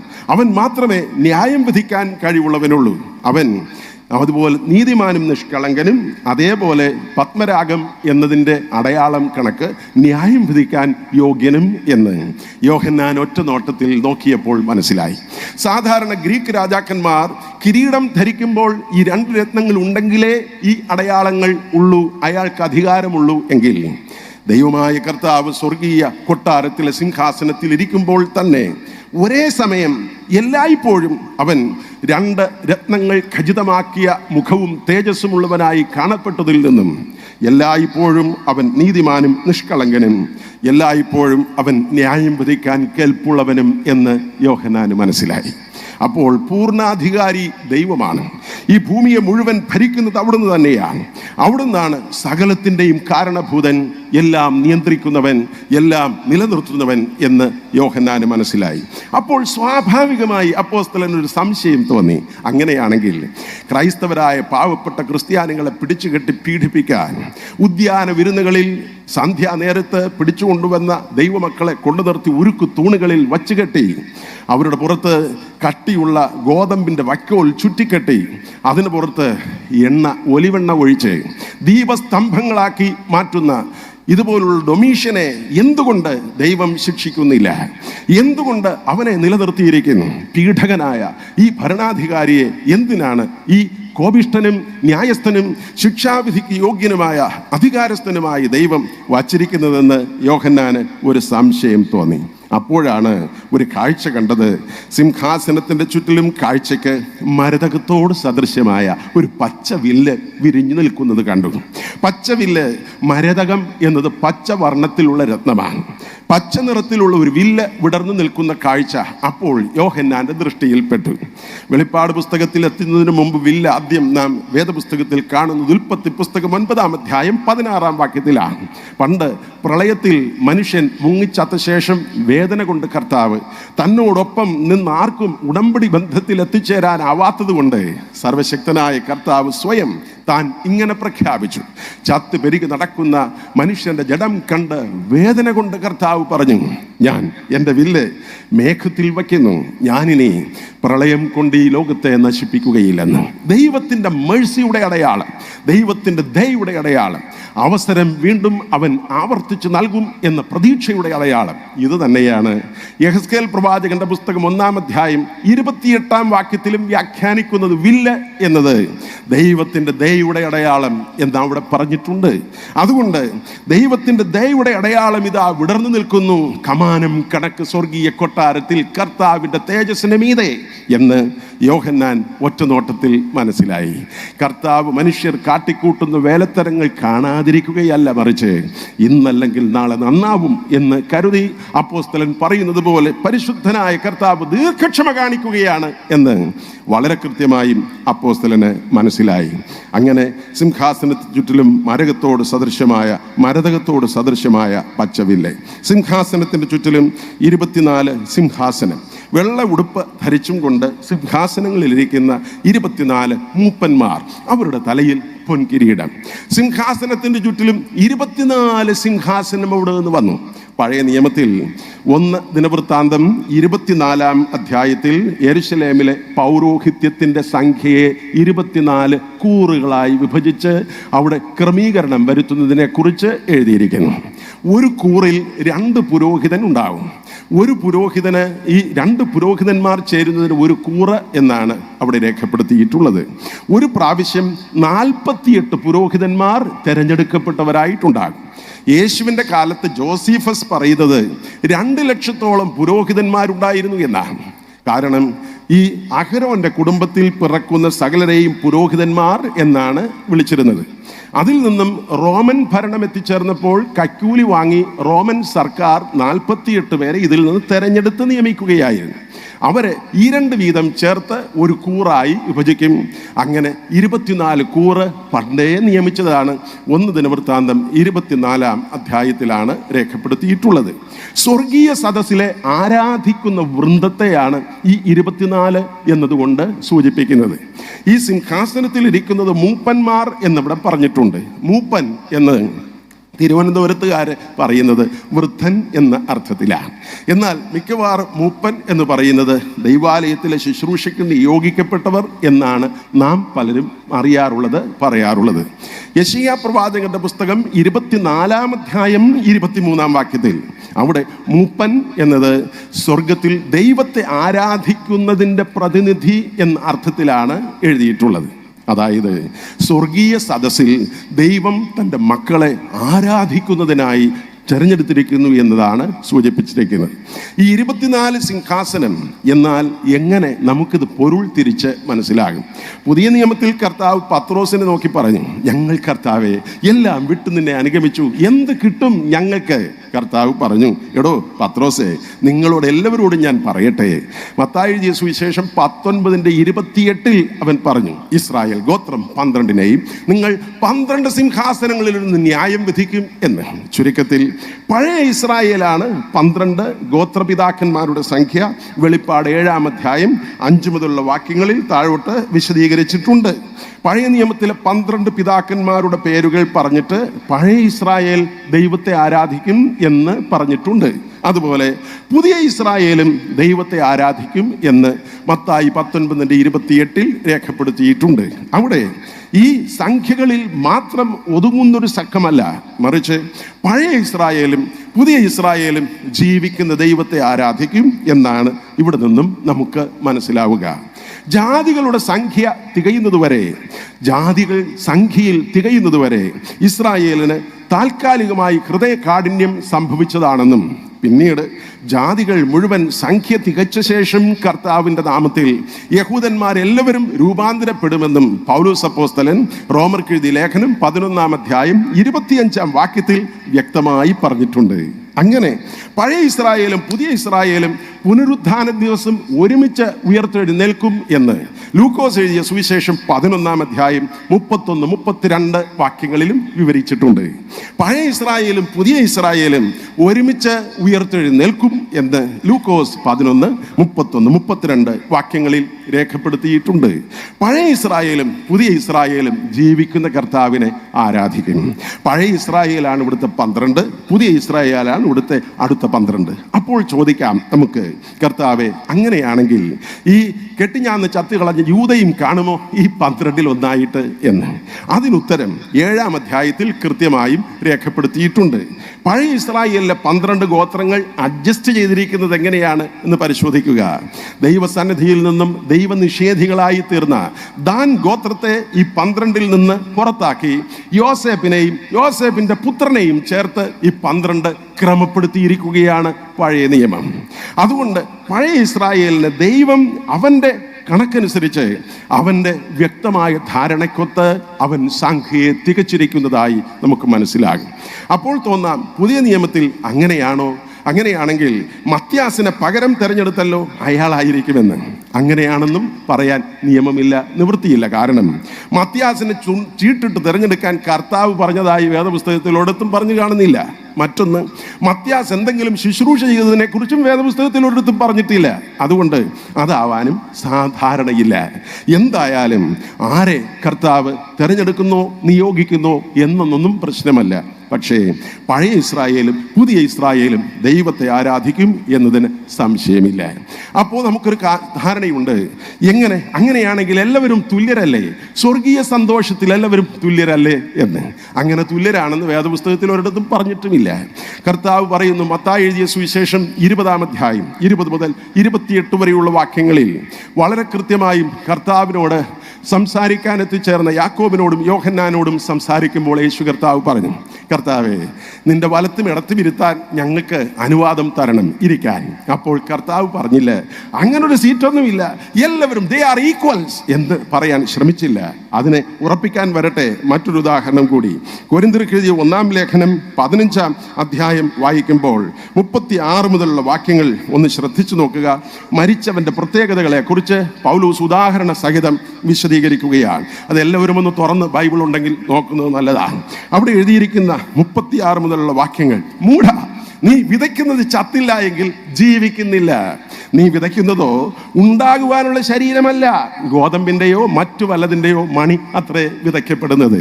ചുരുക്കത്തിൽ ഈ ലോകത്തിലേക്ക് നമ്മളെല്ലാം ജനിച്ചു വന്നിരിക്കുന്നതെല്ലാം ഒരേ വിത്തായിട്ട് തന്നെയാണ്. പക്ഷേ ഈ ലോകത്തിൽ നിന്ന് കുഴിക്കകത്തേക്ക് പെട്ടിക്കകത്ത് വെച്ച് വിത്ത് കൊണ്ട് വിതയ്ക്കുന്നത് ഗോതമ്പിൻ്റെയോ മറ്റ് വല്ലതിൻ്റെയോ മണിയത്രേ വിതയ്ക്കപ്പെടുന്നത്. അവിടെ എഴുതിയിരിക്കുന്നത് ശ്രദ്ധിക്കുക. അവിടെ പറയുന്ന മൂഢ, നീ വിതയ്ക്കുന്നത് ചത്തില്ല എങ്കിൽ ജീവിക്കുന്നില്ല. നീ വിതയ്ക്കുന്നതോ ഈ കൊണ്ടുവന്ന് പുതയ്ക്കുന്നതോ ഉണ്ടാകാനുള്ള ശരീരമല്ല. ഈ പൗഡറും തുണിയുമൊക്കെ ഇട്ട് കൊണ്ടുവച്ച് പുതച്ചു വയ്ക്കുന്നത് ഉണ്ടാകാനുള്ള ശരീരമല്ല. ഗോതമ്പിൻ്റെയോ മറ്റു വല്ലതിൻ്റെയോ മണിയത്രേ വിതയ്ക്കപ്പെടുന്നത്. കൊണ്ടുപോകുന്നത് ഏത്? ചിലർ രക്ഷ പ്രാപിച്ച ആളുകൾ, ചിലർ രക്ഷ അവഗണിച്ച ആളുകൾ. അങ്ങനെ അവർ ഗോതമ്പിൻ്റെയോ മറ്റു വല്ലതിൻ്റെയോ മണി അത്രേ വിതയ്ക്കപ്പെടുന്നത്. എന്നിട്ട് പറയുന്നു, ദൈവമോ അതിന് ഒരു ശരീരവും, ഓരോ വിത്തിന് അതിൻ്റെ ശരീരവും കൊടുക്കുന്നു. എല്ലാറ്റിനും ഒരു ശരീരം കൊടുക്കുന്നു, പക്ഷേ ഓരോ വിത്തിന് അതിൻ്റെ ശരീരം കൊടുക്കുന്നു. പിന്നെ ശ്രദ്ധിക്കുക, അവിടെ പറഞ്ഞിരിക്കുന്നത് കർത്താവ് വീണ്ടും വിവരിക്കുകയാണ്. എങ്ങനെയാ? മാംസത്തിന്റെ പ്രത്യേകത പോലെ അതതിൻ്റെ ശരീരവും കൊടുക്കുന്നു. 39 മുതലുള്ള വാക്യങ്ങൾ. സകല മാംസവും ഒരുപോലെയുള്ള മാംസമല്ല. മനുഷ്യരുടെ മാംസം വേറെ, കന്നുകാലികളുടെ മാംസം വേറെ, പക്ഷികളുടെ മാംസം വേറെ, മത്സ്യങ്ങളുടെ മാംസവും വേറെ. അതുപോലെ തൊട്ട് താഴെ 40 സ്വർഗീയ ശരീരങ്ങളും ഭൗമ ശരീരങ്ങളും ഉണ്ട്. പിന്നെ പറയുന്നു, സ്വർഗീയ ശരീരങ്ങളുടെ തേജസ് വേറെ, ഭൗമ ശരീരങ്ങളുടെ തേജസ് വേറെ. പിന്നെ പറയുന്നു, സൂര്യന്റെ തേജസ് വേറെ, ചന്ദ്രന്റെ തേജസ് വേറെ, നക്ഷത്രങ്ങളുടെ തേജസ് വേറെ. പിന്നെ പറയുന്നത്, നക്ഷത്രവും തമ്മിലും തേജസ് കൊണ്ട് ഭേദമുണ്ടല്ലോ, മരിച്ചവരുടെ പുനരുത്ഥാനവും ഔവണ്ണം തന്നെ. ഫുൾ സ്റ്റോപ്പ് അവിടെയാണ്. ആ ഫുൾ സ്റ്റോപ്പ് ശ്രദ്ധിക്കേണ്ടതുണ്ട്. അവിടെ എഴുതിയിരിക്കുന്നത്, ഒരു നക്ഷത്രവും വേറൊരു നക്ഷത്രവും തമ്മിൽ തേജസ് കൊണ്ട് ഭേദമുണ്ട്, അതുപോലെയാണ് മരിച്ചവന്റെ പുനരുത്ഥാനവും എന്നാണ് കർത്താവ് പറഞ്ഞത്. സാധു കൊച്ചുകുഞ്ഞു ഉപദേശി എപ്പോഴും പട്ടിണി കിടന്ന് ഉപവസിച്ചും ഭക്തിയോടെ ജീവിച്ചതും കിട്ടുന്ന നേരമൊക്കെ വയറ് നിറപ്പിച്ച് ജീവിക്കുന്നതും തമ്മിൽ വ്യത്യാസമുണ്ട്. കൺവെൻഷന് വന്ന് ജാഗ്രതയോടെ ദൈവവചനം കേട്ടും ധ്യാനിച്ചും ഭക്തിപൂർവ്വം ജീവിച്ചും ഓരോ ദിവസത്തെ ധ്യാനത്തിന്റെ വിഷയങ്ങൾ ജീവിതത്തിൽ പകർത്തിയും മുന്നോട്ട് പോകുന്നതിന് വ്യത്യാസമുണ്ട്. കർത്താവ് അതുകൊണ്ട് പറയുന്നു, ജാഗ്രതപൂർവ്വം ജീവിക്കുന്നവർക്ക് പ്രതിഫലമുണ്ട് നിശ്ചയം.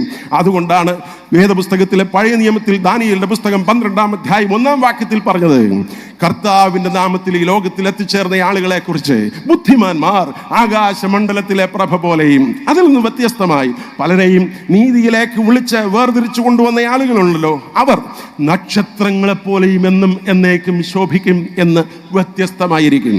അതുകൊണ്ടാണ് വെളിപ്പാട് 19 പറഞ്ഞത്, ദൈവരാജ്യത്തിൽ ആരാധിക്കുന്ന വൃന്ദത്തെ നോക്കിക്കൊണ്ട് അവിടെ സ്വർഗീയ സദസ്സിലുള്ളവരിൽ ചെറിയവരും വലിയവരുമായുള്ളവരെ യഹോവയെ വാഴ്ത്തുവീൻ എന്ന് സ്വർഗത്തിൽ നിന്ന് ഒരു ശബ്ദം ഉണ്ടായി. ദൈവത്തിന്റെ സ്തോത്രം. അതുകൊണ്ട് ഞാൻ ഓടിപ്പോവുകയാണ്. വേദപുസ്തകത്തിൽ തിരുമേനി പറഞ്ഞല്ലോ, നിങ്ങൾ കുറിച്ചെടുക്കുന്നുണ്ടെന്ന്. നിങ്ങൾ എല്ലാവരും എൻ്റെ മുഖത്ത് മിഴിച്ചു നോക്കുന്നത് കൊണ്ട് കുറിച്ചെടുക്കുന്നില്ലെന്ന് എനിക്ക് മനസ്സിലായി. എന്തായാലും ഈ വേദഭാഗത്തിലേക്ക് എത്തിച്ചേരുമ്പോൾ ഓർക്കുക, അവിടെ എഴുതിയിരിക്കുന്നത്, സ്വർഗത്തിലെ വാതിൽ വഴി അകത്തോട്ട് യോഹന്നാൻ ചെന്ന് കയറിയ സമയത്ത് സ്വർഗീയ കൊട്ടാരത്തിനകത്ത് യോഹന്നാൻ കണ്ട അത്ഭുതകരമായ കാഴ്ചകളെ കുറിച്ചാണ് ഇവിടെ രേഖപ്പെടുത്തിയിരിക്കുന്നത്. അങ്ങനെ 24 സിംഹാസനം, വെള്ള ഉടുപ്പ് ധരിച്ചും കൊണ്ട് സിംഹാസനങ്ങളിൽ ഇരിക്കുന്ന 24 മൂപ്പന്മാർ. വെള്ള ഉടുപ്പ് കോട്ടയത്തും തിരുവനന്തപുരത്തും തയ്പ്പിച്ച ഈ വെള്ളക്കുപ്പായത്തിന്റെ കഥയല്ല. വെളിപ്പാട് പുസ്തകത്തിൽ അഥവാ വെളിപാട് സാഹിത്യത്തിൽ വെള്ള ഉടുപ്പ് എന്ന് എഴുതിയിരിക്കുന്നത് പുനരുത്ഥാന ശരീരത്തെ കുറിച്ച് മാത്രമാണ്. പുനരുത്ഥാന ശരീരം ഇനി മേലാൽ സംഭവിക്കാനുള്ളത് ഞാൻ കാണിച്ചു തരാം എന്നല്ലേ പറഞ്ഞത്. അതുകൊണ്ട് പുനരുത്ഥാന സാക്ഷ്യം വഹിച്ചുകൊണ്ട് ദൈവസന്നിധിയിൽ ജീവിക്കാനുള്ള ഭാഗ്യം, ദൈവമക്കൾക്ക് സ്വർഗീയ സദസ്സിൽ ആരാധിക്കാനുള്ള അവസരം എന്നിവ ഉണ്ട് എന്ന് കർത്താവ് പറഞ്ഞു. അങ്ങനെ 24 സിംഹാസനം, വെള്ള ഉടുപ്പ് ധരിച്ചുകൊണ്ട് സിംഹാസനങ്ങളിൽ ഇരിക്കുന്ന 24 മൂപ്പന്മാർ, അവരുടെ തലയിൽ പൊൻകിരീടം. അവരെല്ലാവരും രാജാക്കന്മാരാണ്. ഈ ലോകത്തിൽ ജീവിക്കുന്ന ദൈവഭക്തിയിൽ നിലനിൽക്കുന്ന മനുഷ്യരെല്ലാം രാജാക്കന്മാരാണ്. അവർ ഈ എബ്രായർക്ക് എഴുതിയ ലേഖനത്തിൽ പറയുന്നു, 5ഉം 6ഉം അധ്യായങ്ങളിൽ പ്രത്യേകിച്ച്, കർത്താവിൽ വിശ്വസിച്ച് ജീവിക്കുന്ന ആളുകൾ ഈ ലോകത്തിൽ ദരിദ്രന്മാരെന്ന് തോന്നിയാലും അവർ രാജാക്കന്മാരും പുരോഹിതന്മാരുമാണ്. ഈ കാലഘട്ടത്തിലെ പൗരോഹിത്യം സഭ ചില പ്രത്യേക ശുശ്രൂഷയ്ക്കായി ചിലരെ നിയമിച്ചിരിക്കുകയാണ്. പക്ഷേ കർത്താവിൻ്റെ സന്നിധിയിലുള്ള പൗരോഹിത്യം ദൈവമക്കൾക്ക് എല്ലാവർക്കുമായി കർത്താവ് സമ്മാനിച്ചിരിക്കുന്നതാണ്. അതുകൊണ്ട് ഇവിടെ കൃത്യതയോടെ വേദപുസ്തകത്തിൽ പറയുന്നു, ഇവരെല്ലാവരും രാജാക്കന്മാരും പുരോഹിതന്മാരുമാണ്. അവർ അവസാനത്തെ വാക്യം, 4-ാം അധ്യായം അവസാനത്തെ വാക്യം വായിക്കുമ്പോൾ ദൈവസിംഹാസനത്തിലേക്ക് ഈ മൂപ്പന്മാർ തിരിയുന്ന സമയത്ത് തങ്ങളുടെ കിരീടങ്ങളെല്ലാം താഴെയിടുന്നു എന്ന് വിവരിക്കുന്നു. അവർ കർത്താവിൻ്റെ മുമ്പിലേക്ക് തിരിയുമ്പോൾ രാജാക്കന്മാരല്ല, മക്കളാണ്, ദൈവ മക്കളാണ്. അതുകൊണ്ട് കർത്താവിങ്കലേക്ക് തിരിയുമ്പോൾ അവർ കിരീടം താഴെയിടുന്നു. എന്നാൽ ലോകത്തിലേക്ക് തിരിയുമ്പോൾ അവരെല്ലാവരും രാജപദവിയുള്ള രാജാക്കന്മാരായി നിൽക്കുന്നു. ചുരുക്കത്തിൽ സ്വർഗീയ സദസ്സിൽ ആരാധിക്കുന്ന ദൈവമക്കളെല്ലാവരും രാജകീയ പുരോഹിത വർഗമായി വീണ്ടെടുക്കപ്പെട്ടവരാണ്, രൂപാന്തരപ്പെട്ടവരാണ് എന്ന് രേഖപ്പെടുത്തിയിരിക്കുന്നു. അങ്ങനെ അവരുടെ തലയിൽ പൊൻകിരീടം. തുടർന്ന് പറയുന്നു, സിംഹാസനത്തിൽ നിന്ന് മിന്നലും നാദവും ഇടിമുഴക്കവും പുറപ്പെടുന്നു. പഴയ നിയമത്തിലും പുതിയ നിയമത്തിലും മിന്നൽ, നാദം, ഇടിമുഴക്കം എന്നിവ ഒരു പുതിയ ന്യൂ എയോൺ, ഒരു പുതിയ ലോകം സൃഷ്ടിക്കുന്ന ഒരു പുതിയ ക്രമം ഉണ്ടാവുന്നതിനെ കുറിച്ച് അഥവാ ഒരു യുഗാന്ത്യത്തെക്കുറിച്ച് വിവരിക്കുകയാണ്. പക്ഷേ വെളിപ്പാട് സാഹിത്യത്തിൽ പഴയ നിയമത്തിൽ പറയുന്നതിൽ നിന്ന് വ്യത്യസ്തമായ ഒരർത്ഥമാണ് ഈ മിന്നലും നാദവും ഇടിമുഴക്കവും എന്നതുകൊണ്ട് അർത്ഥമാക്കുന്നത്.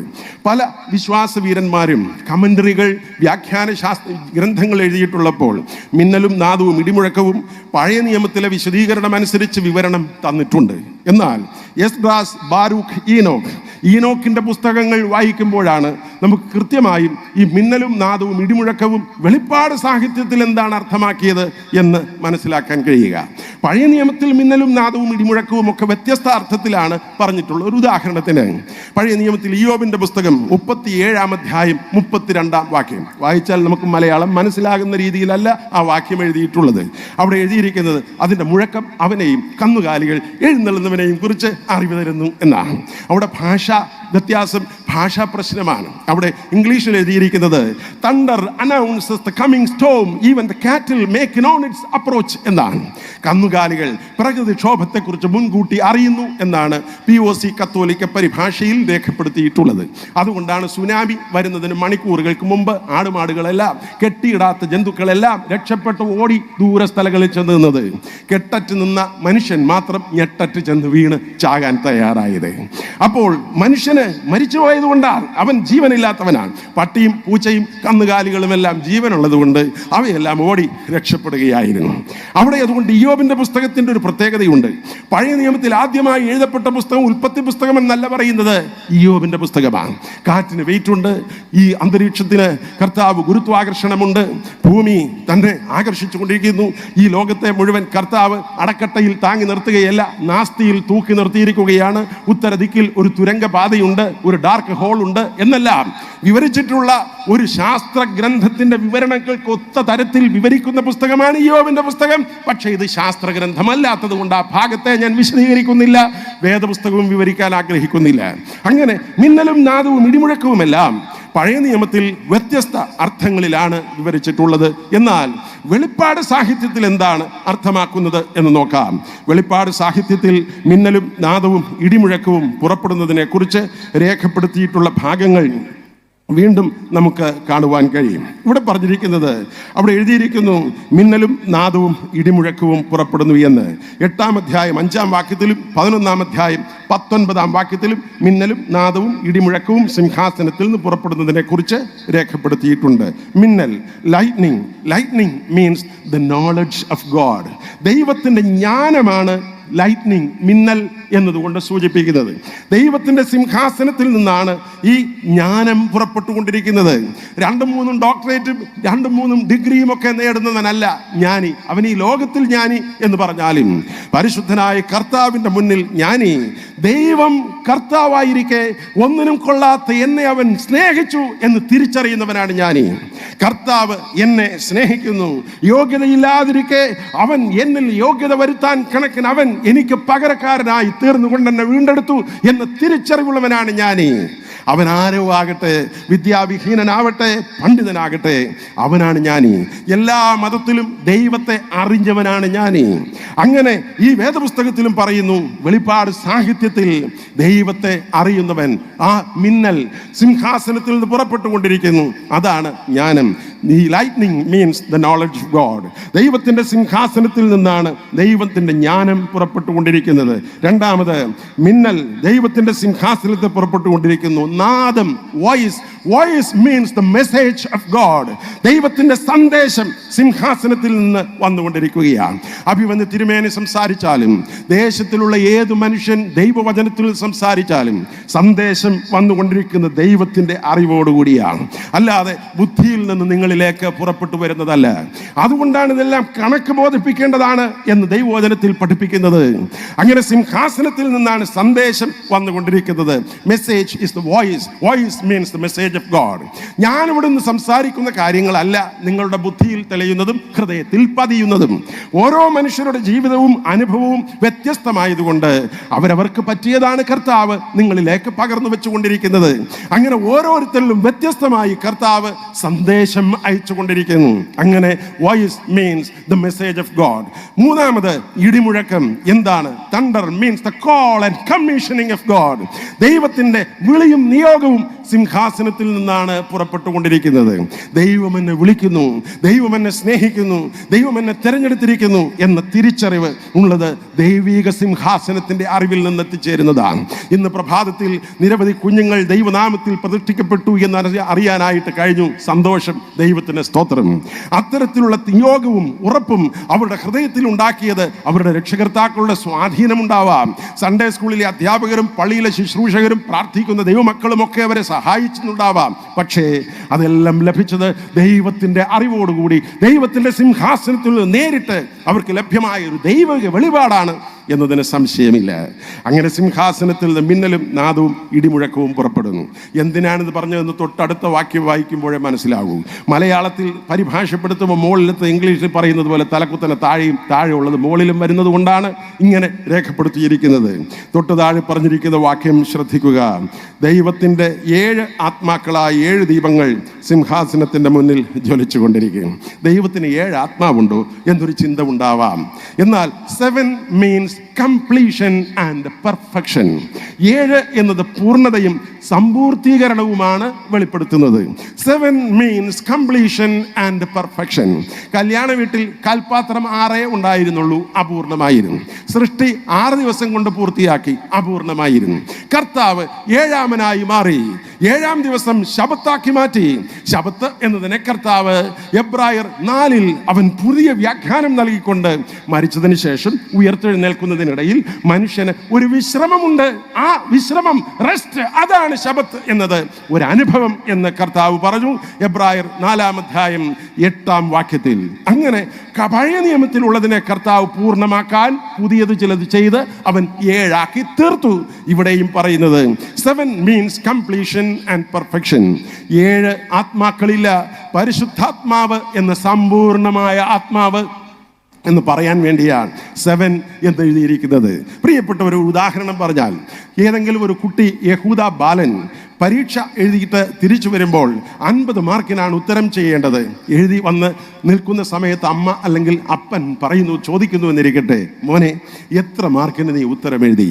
അവൻ ഞാൻ 7-ന് 7 എഴുതി എന്ന് പറഞ്ഞാൽ ഒരു കുട്ടിക്ക് പരമാവധി എത്രത്തോളം എഴുതാൻ കഴിയുമോ അതിൻ്റെ മാക്സിമം അവൻ എഴുതി പൂർത്തീകരിച്ചു എന്നാണ് ഒരു യഹൂദന് മനസ്സിലാവുക. അതുകൊണ്ടാണ് 7 ആത്മാക്കൾ എന്ന് പറഞ്ഞിരിക്കുന്ന പൂർണ്ണമായ പരിശുദ്ധാത്മാവ് എന്ന് എഴുതിയിരിക്കുകയാണ്. ദൈവത്തിൻ്റെ 7 ആത്മാവ് അഥവാ ദൈവത്തിൻ്റെ പരിശുദ്ധാത്മാവ്, ദൈവികാത്മാവ്, പരിശുദ്ധാത്മാവ് 7 ദീപങ്ങളിൽ ജ്വലിച്ചു കൊണ്ടിരിക്കുന്നു. എന്താ 7 ദീപം? വെളിപ്പാട് 1-ാം അധ്യായം 13-ാം വാക്യത്തിലും 1-ാം അധ്യായം 20-ാം വാക്യത്തിലും അഥവാ അവസാനത്തെ വാക്യത്തിലും 7 ദീപം 7 സഭ എന്നാണ് രേഖപ്പെടുത്തിയിരിക്കുന്നത്. ഈ വെളിപ്പാട് 1:11 പറഞ്ഞിരിക്കുന്ന ഏഷ്യ മൈനറിലെ 7 സഭകളും ഇന്നവിടെയില്ല, വെറും കൽക്കുന്നുകൾ മാത്രം അവശേഷിക്കുന്നു. എങ്കിൽ പിന്നെ 7 സഭകൾ എന്ന് എഴുതിയിരിക്കുന്നതിന്റെ അർത്ഥം എന്താ? 7 ഇവിടെ പറഞ്ഞിരിക്കുന്നു സകല സ്ഥലങ്ങളിലെയും സർവകാലങ്ങളിലെയും സകല ക്രിസ്തു സഭയും എന്നാണ് അർത്ഥമാക്കുന്നത്. സകല സ്ഥലങ്ങളിലെയും സകല കാലങ്ങളിലെയും ക്രിസ്തുനാമത്തിലുള്ള സഭ പ്രകാശിക്കുന്നത് പരിശുദ്ധാത്മാവിലാണ്. പ്രകാശിക്കുന്നത് സഭ പാട്ടുപാടുമ്പോഴല്ല, സംഗീതോപകരണം ഉപയോഗിക്കുമ്പോഴല്ല, എല്ലാവരും എഴുന്നേറ്റ് തുള്ളുമ്പോഴല്ല, എല്ലാവരും ഒരുമിച്ച് ആവേശം കാണിക്കുമ്പോഴല്ല, വികാര പ്രകടനമൊക്കെ ആരാധനയിലാവാം. എല്ലാ ആരാധനകളിലും ഇതുണ്ട്, എല്ലാ മതത്തിലുമുണ്ട്. ഇതൊക്കെ ആത്മാവിലുള്ളതാണെന്ന് ധരിക്കുന്നത് തെറ്റാ. എന്നാൽ എന്താണ് ആത്മാവിൽ ഇവിടെ ജ്വലിച്ച് പ്രകാശിക്കുന്ന സഭ? കർത്താവ് പറഞ്ഞു, പരിശുദ്ധാത്മാവിലാണ് സഭ പ്രകാശിക്കുന്നതെങ്കിൽ ആ സഭയിൽ ഒന്നിനും യോഗ്യതയില്ലാത്ത എന്നെ ദൈവം സ്നേഹിച്ചു എന്ന് തിരിച്ചറിഞ്ഞ ജ്ഞാനികൾ ആ സഭയിൽ ഉണ്ടാകും. അങ്ങനെയുള്ള സഭയിൽ ദൈവകൃപയിൽ എനിക്കവൻ തന്ന ഈ സന്ദേശം, കർത്താവേ, എന്നെ നീ കുഴയുന്ന അവസ്ഥയിൽ എന്നെ എഴുന്നേൽപ്പിച്ചു നിർത്താൻ ഈ സന്ദേശം ഉതകി, എന്നെ നീ ധൈര്യപ്പെടുത്തി ഓരോ നിമിഷവും ഈ സന്ദേശം നീ എനിക്ക് അയച്ചുകൊണ്ടിരിക്കുന്നു. ഈ ധൈര്യപ്പെടുത്തുന്ന സന്ദേശം നിന്റേതാണ്. ദൈവവിളി എനിക്ക് നീ അയച്ചു തന്നത്, ദൈവത്തിന്റെ സ്തോത്രം, അത് നിന്റേതാണ്. കർത്താവേ, ഇങ്ങനെ ദൈവവിളി കേട്ട ആളുകൾ ആ സഭയിൽ ഉണ്ടായിരിക്കും. ആത്മാവിൽ ജ്വലിക്കുന്ന, ആത്മാവിൽ പ്രകാശിക്കുന്ന സഭയിൽ, ദൈവ ആത്മാവിന്റെ നിറവിൽ ജീവിക്കുന്ന സഭയിൽ ദൈവവിളി കേട്ട ആളുകൾ ഉണ്ടായിരിക്കും. ആ സഭയിൽ ദൈവവചനത്തിന് പ്രാധാന്യം നൽകുന്നവരുണ്ടായിരിക്കും. ആ സഭയിൽ ദൈവിക സന്ദേശത്തിന്റെ മുന്നിൽ സമർപ്പിതരായ മനുഷ്യരുണ്ടായിരിക്കും. യോഗ്യതയില്ലാത്ത എന്നെ കർത്താവ് തന്റെ രക്തത്തിലൂടെ വിലയ്ക്ക് വാങ്ങി സ്നേഹിച്ചതാണെന്ന തിരിച്ചറിവുള്ള ആളുകൾ ആ സഭയിൽ ഉണ്ടായിരിക്കും. 7 ആത്മാക്കളായ 7 ദീപങ്ങൾ സിംഹാസനത്തിൽ ജ്വലിച്ചു കൊണ്ടിരിക്കും. അവിടെ മുന്നിൽ പളുങ്കിന്നത്തൊരു കണ്ണാടിക്കടൽ. 15-ാം അധ്യായം 2-ാം വാക്യത്തിലും ഈ കണ്ണാടിക്കടലിനെ കുറിച്ച് രേഖപ്പെടുത്തിയിട്ടുണ്ട്. ആ സ്വർഗത്തിൽ സമുദ്രമില്ല എന്നും പറയുന്നുണ്ട്. പിന്നെ സ്വർഗത്തിൽ അങ്ങനെയാണെങ്കിൽ ഒരു കടൽ എങ്ങനെ വന്നു എന്ന് ചോദിച്ചേക്കാം. പ്രിയപ്പെട്ടവരെ, പുറപ്പാട് പുസ്തകം 38-ാം അധ്യായം 8 മുതലുള്ള വാക്യത്തിലാണ് ആദ്യമായി കടലിനെ കുറിച്ച് വിവരിച്ചിട്ടുള്ളത് വേദപുസ്തകത്തിൽ. മോശെ തങ്ങളോട്, സ്ത്രീകളോടൊക്കെ പറഞ്ഞു, നിങ്ങളെല്ലാവരും നിങ്ങൾ മുഖം നോക്കുന്ന ദർപ്പണങ്ങൾ, കണ്ണാടികൾ ഇഞ്ഞു കൊണ്ടുവരണം. വെങ്കല പ്ലേറ്റിൽ പോളിഷ് ചെയ്ത ആറന്മുള കണ്ണാടി മാതിരിയാണ് പണ്ട് സ്ത്രീകളൊക്കെ മുഖം നോക്കിയിരുന്നത് ഇസ്രായേൽ ജനങ്ങളിൽ. അങ്ങനെ നിങ്ങളെല്ലാവരും ദർപ്പണങ്ങൾ കൊണ്ടുപോവാ. ആ ദർപ്പണങ്ങളൊക്കെ മോശെ വിളക്കി ചേർത്ത് ഒരു വലിയ കണ്ണാടി കടൽ ഉണ്ടാക്കി. 2000 ബത്ത് വെള്ളം കൊള്ളുന്ന ഒരു വലിയ പാത്രം.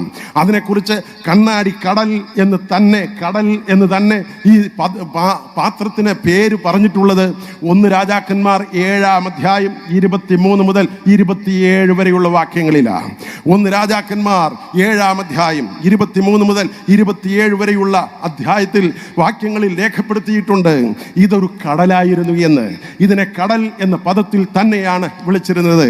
യെരുശലേം ദൈവാലയത്തിനുള്ളിൽ പുരോഹിതൻ ആരാധനയ്ക്ക് നിയോഗിതനായി എത്തിച്ചേരുന്ന ശുശ്രൂഷ ചെയ്യുന്നതിന് മുന്നോടിയായി കരചരണങ്ങൾ ഈ വെള്ളത്തിൽ കഴുകി ശുദ്ധി വരുത്തിയാണ് അവൻ വൃത്തിയോടെ ദൈവസന്നിധിയിലേക്ക് എത്തിച്ചേരേണ്ടിയിരുന്നത്. കഴുകൽ പ്രാപിക്കുന്നതിനുള്ള അടയാളമാണ് ഈ കടൽ. ഈ കടൽ വച്ചിരുന്നത് എങ്ങനെയാണെന്ന് രേഖപ്പെടുത്തിയിട്ടുണ്ട് രാജാക്കന്മാരുടെ പുസ്തകത്തിൽ. രാജാക്കന്മാരുടെ പുസ്തകം 2-ാം പുസ്തകം 16-ാം അധ്യായം 17-ാം വാക്യം വായിക്കുമ്പോൾ ആ കടൽ തീർത്തിരുന്നത് 12 കാള, വെങ്കലത്തിൽ ഉണ്ടാക്കിയ കാള ഇരിക്കുന്ന രൂപത്തിൽ പൃഷ്ഠഭാഗം ഉള്ളിലേക്ക്, തല മുമ്പിലോട്ട്, ഓരോ ദിശയിൽ 3 കാളകൾ വീതം തിരിഞ്ഞിരിക്കുന്ന രീതിയിൽ ആ വച്ചിരിക്കുന്ന വെങ്കല കാളയുടെ പുറത്താണ് 2000 ബത്ത് വെള്ളം കൊള്ളുന്ന കൂറ്റൻ വെങ്കല പാത്രം ചുമന്ന് വെച്ചിരുന്നത്. അതിൽ നിറച്ചിരുന്ന പാത്രത്തിലെ വെള്ളമാണ് യെരുശലേം ദൈവാലയത്തിലെ ശുശ്രൂഷകൾക്ക് വേണ്ടി ഉപയോഗിച്ചിരുന്നത്. ലേവ്യാപുസ്തകം 13-ാം അധ്യായത്തിൽ കുഷ്ഠരോഗത്തിൽ നിന്ന് രക്ഷപ്പെടുന്നവൻ ചെന്ന് യാഗമൃഗത്തെ കൊണ്ടുചെന്ന്, പ്രാവുകുഞ്ഞിനെ കൊണ്ടുചെന്ന് വെള്ളത്തിൽ, ഉറവ് വെള്ളത്തിൽ താഴ്ത്തി വെച്ച് അറക്കുന്ന വെള്ളം ഇതായിരുന്നു. അങ്ങനെ ഉപയോഗിച്ചിരുന്ന വെള്ളം, ഈ പാത്രം കാളയുടെ പുറത്തിരിക്കുകയായിരുന്നു. ഒരു രാജാവിന് ഇസ്രായേലിൽ ക്ഷാമമുണ്ടായി. ആഹാസിന്റെ കാലത്ത് ക്ഷാമമുണ്ടായപ്പോൾ ആഹാസ് പറഞ്ഞു, ഈ ദൈവത്തിന്റെ സന്നിധിയിൽ എന്തിനായി കാള? പാത്രമല്ലേ ആവശ്യമുള്ളൂ. അതുകൊണ്ട് ആഹാസ് അടിയിലിരുന്ന 12 ആളെയും അടിച്ചു മാറ്റി കച്ചവടം നടത്തി. അദ്ദേഹം അതിന്റെ ലാഭമുണ്ടാക്കി. അതിനുശേഷം നെബൂഖദ്നേസർ കൊള്ള ചെയ്യാൻ എത്തിച്ചേർന്നപ്പോൾ ഈ വെറും വെങ്കല പാത്രം മാത്രം പള്ളിമുറ്റത്ത് കിടക്കുന്നത് കണ്ട് അയാൾ അടിച്ചു പൊട്ടിച്ച് അതും കൊണ്ടുപോയി. അതിനെക്കുറിച്ച് എഴുതിയിരിക്കുന്നത് രാജാക്കന്മാരുടെ 2-ാം പുസ്തകം 25-ാം അധ്യായം 16-ാം വാക്യത്തിലാണ്. ഇതാണ് പഴയ നിയമത്തിലുള്ള പാത്രത്തിന്റെ കഥ. എന്നാൽ പരിശുദ്ധനായ കർത്താവ് പത്രോസ് അപ്പോസ്തലനോട് പറഞ്ഞു, യോഹന്നാൻ എഴുതിയ സുവിശേഷം 13-ാം അധ്യായം 8 മുതലുള്ള വാക്യത്തിൽ, എടോ പത്രോസേ, നിനക്ക് ഒരു കഴുകൽ പ്രാപിക്കേണ്ടത് ആവശ്യമാണ്. നീ ഒരു കഴുകൽ പ്രാപിക്കണമെങ്കിൽ എന്നോടൊപ്പം അത്താഴത്തിൽ നിനക്ക് പങ്ക് ലഭിക്കുവാൻ സാധിക്കുകയുള്ളൂ. അത്താഴത്തിൽ എന്നോടൊപ്പം പങ്കുകാരനാവണമെങ്കിൽ ഒരു കഴുകൽ പ്രാപിക്കേണ്ടത് ആവശ്യമാണ്. അതിനുവേണ്ടി നമ്മുടെ ജീവിതത്തിൽ ഒരു കഴുകലിലൂടെ എത്തിച്ചേർന്നാൽ മാത്രമേ ദൈവരാജ്യത്തിൻ്റെ സന്തോഷത്തിലേക്ക് കടക്കുവാൻ സാധിക്കുകയുള്ളൂ. കുഞ്ഞാടിൻ്റെ രക്തത്തിലാണ് ഈ അങ്കി അലക്കി വെളുപ്പിക്കപ്പെടുന്നത്. വെളിപ്പാട് പുസ്തകം 7-ാം അധ്യായം 14-ാം വാക്യത്തിൽ ഈ കഴുകൽ പ്രാപിക്കുന്ന വിശുദ്ധ ജീവിതത്തെക്കുറിച്ച് വളരെ ധൈര്യത്തോടുകൂടി ഈ വേദപുസ്തക ഭാഗം രേഖപ്പെടുത്തിയിട്ടുണ്ട്. പ്രിയപ്പെട്ടവരെ, അങ്ങനെ പളുങ്കിന്നത്തെ കണ്ണാടിക്കടൽ അടുത്ത് പറഞ്ഞിരിക്കുന്നതൊന്നും വിവരിക്കുവാനില്ല. 5 മിനിറ്റ് കൊണ്ട് ഞാനിത് നിർത്താൻ പോവുകയാണ്. നമ്മൾ നോക്കുമ്പോൾ ഒരുപാടുണ്ട് എന്ന് തോന്നുമെങ്കിലും അവിടെ എഴുതിയിരിക്കുന്നു, സിംഹാസനത്തിന്റെ നടുവിലും സിംഹാസനത്തിന്റെ ചുറ്റിലും 4 ജീവികൾ, അവയ്ക്ക് മുമ്പുറവും പിമ്പുറവും കണ്ണു നിറഞ്ഞിരിക്കുന്നു. 1-ാം ജീവി സിംഹത്തിന് സദൃശം, 2-ാം ജീവി കാളയ്ക്ക് സദൃശം, 3-ാം ജീവി മനുഷ്യനെ പോലെ മുഖമുള്ളത്, 4-ാം ജീവി പറക്കുന്ന കഴുകനെ സദൃശം. ഈ കഴുകൻ ഈ 4 ജീവികളെ കുറിച്ചും രേഖപ്പെടുത്തിയിരിക്കുന്നത് യെഹെസ്കേൽ പ്രവാചകന്റെ പുസ്തകം 1-ാം അധ്യായവും യെഹെസ്കേൽ പ്രവാചകന്റെ പുസ്തകം 10-ാം അധ്യായത്തിലുമാണ്. ഇങ്ങനെ 4 ജീവി എന്ന് എഴുതിയിരിക്കുന്നത് 4 ജീവൻ എന്നാണ് പരിഭാഷപ്പെടുത്തേണ്ടത്. 4 ജീവൻ, തമിഴിൽ എഴുതിയിരിക്കുന്ന ജീവൻ എന്നാണ്, ജീവി എന്ന അർത്ഥത്തിലല്ല. 2 തിമോഥെയോസ് 4-ാം അധ്യായത്തിൽ ജീവികൾക്കും മരിച്ചവർക്കും ക്രിസ്തുയേശുവിന്റെ നാമത്തിൽ ശിക്ഷാവിധിയെ കുറിച്ച് പറയുന്ന സ്ഥലത്ത് രേഖപ്പെടുത്തിയിരിക്കുന്നത് ആടും മാടും പോത്തും എല്ലാം കൊണ്ടുവന്ന് കർത്താവ് ന്യായവിസ്താരത്തിൽ നിർത്തിയിരിക്കുമെന്ന അർത്ഥത്തിലല്ല, ജീവനുള്ളവർക്കും മരിച്ചവർക്കും എന്ന അർത്ഥത്തിലാണ് ജീവികൾക്കും മരിച്ചവർക്കും എന്ന് രേഖപ്പെടുത്തിയിരിക്കുന്നത്. ഇവിടെ 4 ജീവനുകൾ, 4 എന്ന് പറയുന്നത് മുഴു സൃഷ്ടിയെ സൂചിപ്പിക്കുകയാണ്. 4 എന്നത് whole creation and whole power of this world. ഈ ലോകത്തിലെ മുഴു ശക്തി 40 അതിൻ്റെ വേറെ ഒരു അർത്ഥത്തിലാണ്. ഇങ്ങനെ 4 ജീവനുകൾ അവിടെ രേഖപ്പെടുത്തിയിട്ടുണ്ട്. 4 ജീവൻ, 1 സിംഹത്തിന് സദൃശം വനത്തിലെ രാജാവ്, 2 കാളയ്ക്ക് സദൃശം ഡൊമസ്റ്റിക് ആനിമൽസിലെ രാജാവ്, 3 മനുഷ്യൻ ബുദ്ധിശാലിയായ ലോകത്തിൽ ജീവിക്കുന്നവൻ, 4-മത്തെ ആകാശത്തിലെ പക്ഷിയുടെ രാജാവായ കഴുകൻ. സമസ്ത ജീവജാലങ്ങളുടെയും 4 തലങ്ങളിലുള്ള പ്രതിനിധികളെയാണ് ഇവിടെ അവതരിപ്പിച്ചിരിക്കുന്നത്. 4 ജീവികൾ, മുഴുവൻ സൃഷ്ടിയും എന്ന് ഇതിൽ നിന്നും ചുരുക്കം. 4 ജീവനുകൾ അങ്ങനെ കർത്താവിന്റെ മുമ്പിൽ നിൽക്കുന്നു. അവയ്ക്ക് അകത്തും പുറത്തും കണ്ണു നിറഞ്ഞിരിക്കുന്നു. അകത്തും പുറത്തും കണ്ണു നിറഞ്ഞ വിവരം വെളിപ്പാട് 1-ാം അധ്യായത്തിൽ പറഞ്ഞിട്ടുണ്ട്, വെളിപ്പാട് 4-ൽ പറഞ്ഞിട്ടുണ്ട്, യെഹെസ്കേൽ 1-ൽ പറഞ്ഞിട്ടുണ്ട്, യെഹെസ്കേൽ 10-ൽ പറഞ്ഞിട്ടുണ്ട്. ഈ ജീവനുള്ള കർത്താവിന്റെ സാന്നിധ്യത്തിൽ 4 ജീവൻ, ഇങ്ങനെ നിറഞ്ഞിരിക്കുന്ന ജീവനെ കുറിച്ച് പറയുന്ന കണ്ണുകൾ, ദൈവപുത്രനിലാണ് കണ്ണ് എങ്കിൽ എല്ലാം ദർശിക്കുന്നവന്റെ നേത്രം, എന്നാൽ എല്ലാ സൃഷ്ടിയിലും അവന്റെ കണ്ണുകൾ പതിഞ്ഞിരിക്കുന്നു എന്നതാണ് ഇവിടെ സൂചിപ്പിച്ചിരിക്കുന്നത്. എല്ലാം കാണുന്ന അവന്റെ ദൃഷ്ടി എന്ന് അർത്ഥമാക്കുന്നു. 4 ജീവനിലും അവന്റെ ദൃഷ്ടി പതിഞ്ഞിരിക്കുന്നു. ഈ 4 ജീവികളും ഒരു ഹൈപ്പോസ്റ്റാസിസിൽ ഒന്നിച്ചു നിൽക്കുന്നതായിട്ടാണ് യെഹെസ്കേൽ 1-ൽ പറഞ്ഞിരിക്കുന്നതെങ്കിൽ ഇവിടെ വ്യത്യസ്തമായി ജീവികൾ തന്നെയായിട്ട് വേറിട്ടതായിട്ടാണ് 4ഉം നിലനിൽക്കുന്നത്. അവിടെ യെഹെസ്കേലിൽ സിംഹാസനത്തെ 4 ജീവികൾ താങ്ങി നിർത്തിയിരിക്കുന്നതായിട്ടാണ് പറയുന്നതെങ്കിൽ ഇവിടെ ഈ 4 ജീവികളും സ്വതന്ത്രമായ അസ്തിത്വത്തിൽ നിലനിൽക്കുന്നതായാണ് വിവരിച്ചിട്ടുള്ളത്. 4 ജീവികൾ, അവയ്ക്ക് മുമ്പുറവും പിമ്പുറവും കണ്ണു നിറഞ്ഞിരിക്കുന്നു. തുടർന്ന് അവസാന ഭാഗം വായിക്കുമ്പോൾ ഇങ്ങനെയാണ് എഴുതിയിരിക്കുന്നത്, അവ അങ്ങനെ ദൈവസന്നിധിയിൽ ജീവിക്കുമ്പോൾ ഇരിക്കുന്നവനും ഇരുന്നവനും വരുന്നവനുമായി സർവശക്തിയുള്ള കർത്താവായി ദൈവം പരിശുദ്ധൻ പരിശുദ്ധൻ പരിശുദ്ധൻ എന്നവർ രാപ്പകൽ വിശ്രമം കൂടാതെ പറഞ്ഞുകൊണ്ടിരിക്കുന്നു.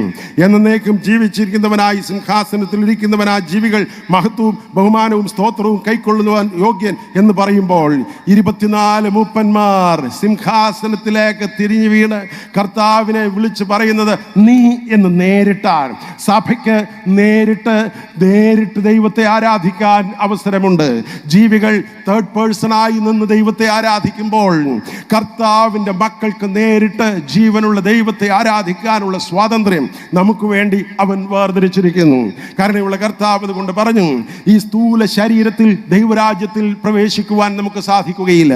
ഒരു നാൾ കർത്താവിനോടൊപ്പം വീണ്ടെടുക്കപ്പെട്ടവർക്കെല്ലാവർക്കും ഉത്ഥാനം ചെയ്ത് ജീവനുള്ള ശരീരം പ്രാപിച്ചുകൊണ്ട് ജീവിക്കുന്ന മക്കളായി തീരുവാനായിട്ട് അവസരം ദൈവം ദാനം ചെയ്യുന്നു. യേശു ക്രിസ്തുവിന്റെ രക്തത്തിൽ കഴുകൽ പ്രാപിക്കുന്നവർക്കാണ് അവന്റെ സന്നിധിയിലേക്ക് പ്രവേശനമുള്ളത്. ആ പ്രവേശിക്കുന്ന ആളുകൾ പഴയ നിയമത്തിലെയും പുതിയ നിയമത്തിലെയും സഭ ഒന്നിച്ചുണ്ടാവും. അതിൽ അവിടെ എത്തിച്ചേരുന്ന ആളുകൾക്ക് സമസ്ത ജീവജാലങ്ങളും ദൈവത്തെ പ്രകീർത്തിക്കുമ്പോൾ നേരിട്ട് ഭക്തിപുരസ്സരം ദൈവത്തെ നീ എന്ന് വിളിച്ച് സംബോധന ചെയ്യുന്നത് പോലെ തൻ്റെ മക്കൾക്ക് നേരിട്ട് ആരാധിക്കുന്നതിനുള്ള സ്വാതന്ത്ര്യമുണ്ട്. റോമർക്ക് എഴുതിയ ലേഖനം 8-ാം അധ്യായത്തിൽ പറയുന്നല്ലോ, ഈ പ്രകൃതി മുഴുവൻ ഈറ്റുനോവോടെ ഞരങ്ങിക്കൊണ്ടിരിക്കുന്നു എന്ന്. ഈ പ്രകൃതി ഈ ഈറ്റുനോവിൽ നിന്ന് രക്ഷപ്പെടണമെങ്കിൽ, ഈ പ്രസവ വേദന പോലെ ഞരങ്ങിക്കൊണ്ട് വേദന അനുഭവിക്കുന്ന പ്രകൃതിയിൽ നിന്ന് പരിപൂർണമായി വിളവും സമൃദ്ധിയും വിശുദ്ധിയും മടങ്ങിയെത്തണമെങ്കിൽ ദൈവപുത്രന്മാരുടെ രൂപാന്തരം കൂടിയേ തീരൂ. അതിന് പരിശുദ്ധനായ കർത്താവ് എന്നെയും നിങ്ങളെയും രൂപാന്തരത്തിന്റെ വലിയ വാഹകരായും വക്താക്കളായും മാറാൻ പരിശുദ്ധനായ കർത്താവ് നമ്മെ ക്ഷണിക്കുന്നു, വിളിക്കുന്നു.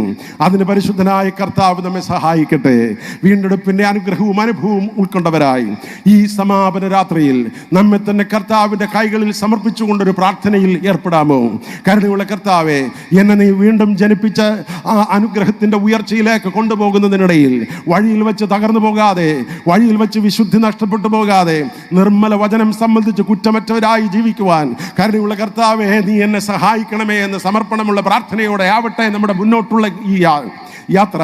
അങ്ങനെ 2024 അനുഗ്രഹത്തിന് നിറവിലായിരിക്കട്ടെ എന്ന് പ്രാർത്ഥിച്ചും ആശംസിച്ചും കൊണ്ട് എൻ്റെ ഈ ചെറിയ ശുശ്രൂഷയിൽ വിരമിക്കുന്നു. സമയം ഞാൻ വാച്ച് നോക്കിയില്ല. നിങ്ങൾ ഇറങ്ങിപ്പോകുന്നത് കണ്ടപ്പോഴാണ് സമയം കഴിഞ്ഞു എന്ന് മനസ്സിലായത്. ദൈവത്തിൻ്റെ സ്തോത്രം. ഇത്രയും സമയം എനിക്ക് അനുവദിച്ചതിൽ ഞാൻ തിരുമേനിയോട് നന്ദി പറയുന്നു. തിരുമേനി അനുവദിച്ചതല്ല, അതിക്രമിച്ച് ഞാൻ കടന്നതാണ്. എന്തായാലും എല്ലാവരോടും ദൈവാനുഗ്രഹം ഞാൻ നേർന്നു ആശംസിക്കുന്നു. പുതിയ വർഷം ദൈവം അനുഗ്രഹിക്കട്ടെ. എല്ലാവർക്കും നന്മ നിറഞ്ഞൊരു പുതിയ വർഷം നേർന്നുകൊണ്ട് ഞാൻ നിർത്തുന്നു. ദൈവം നമ്മെ അനുഗ്രഹിക്കുമാറാകട്ടെ. ആമേൻ.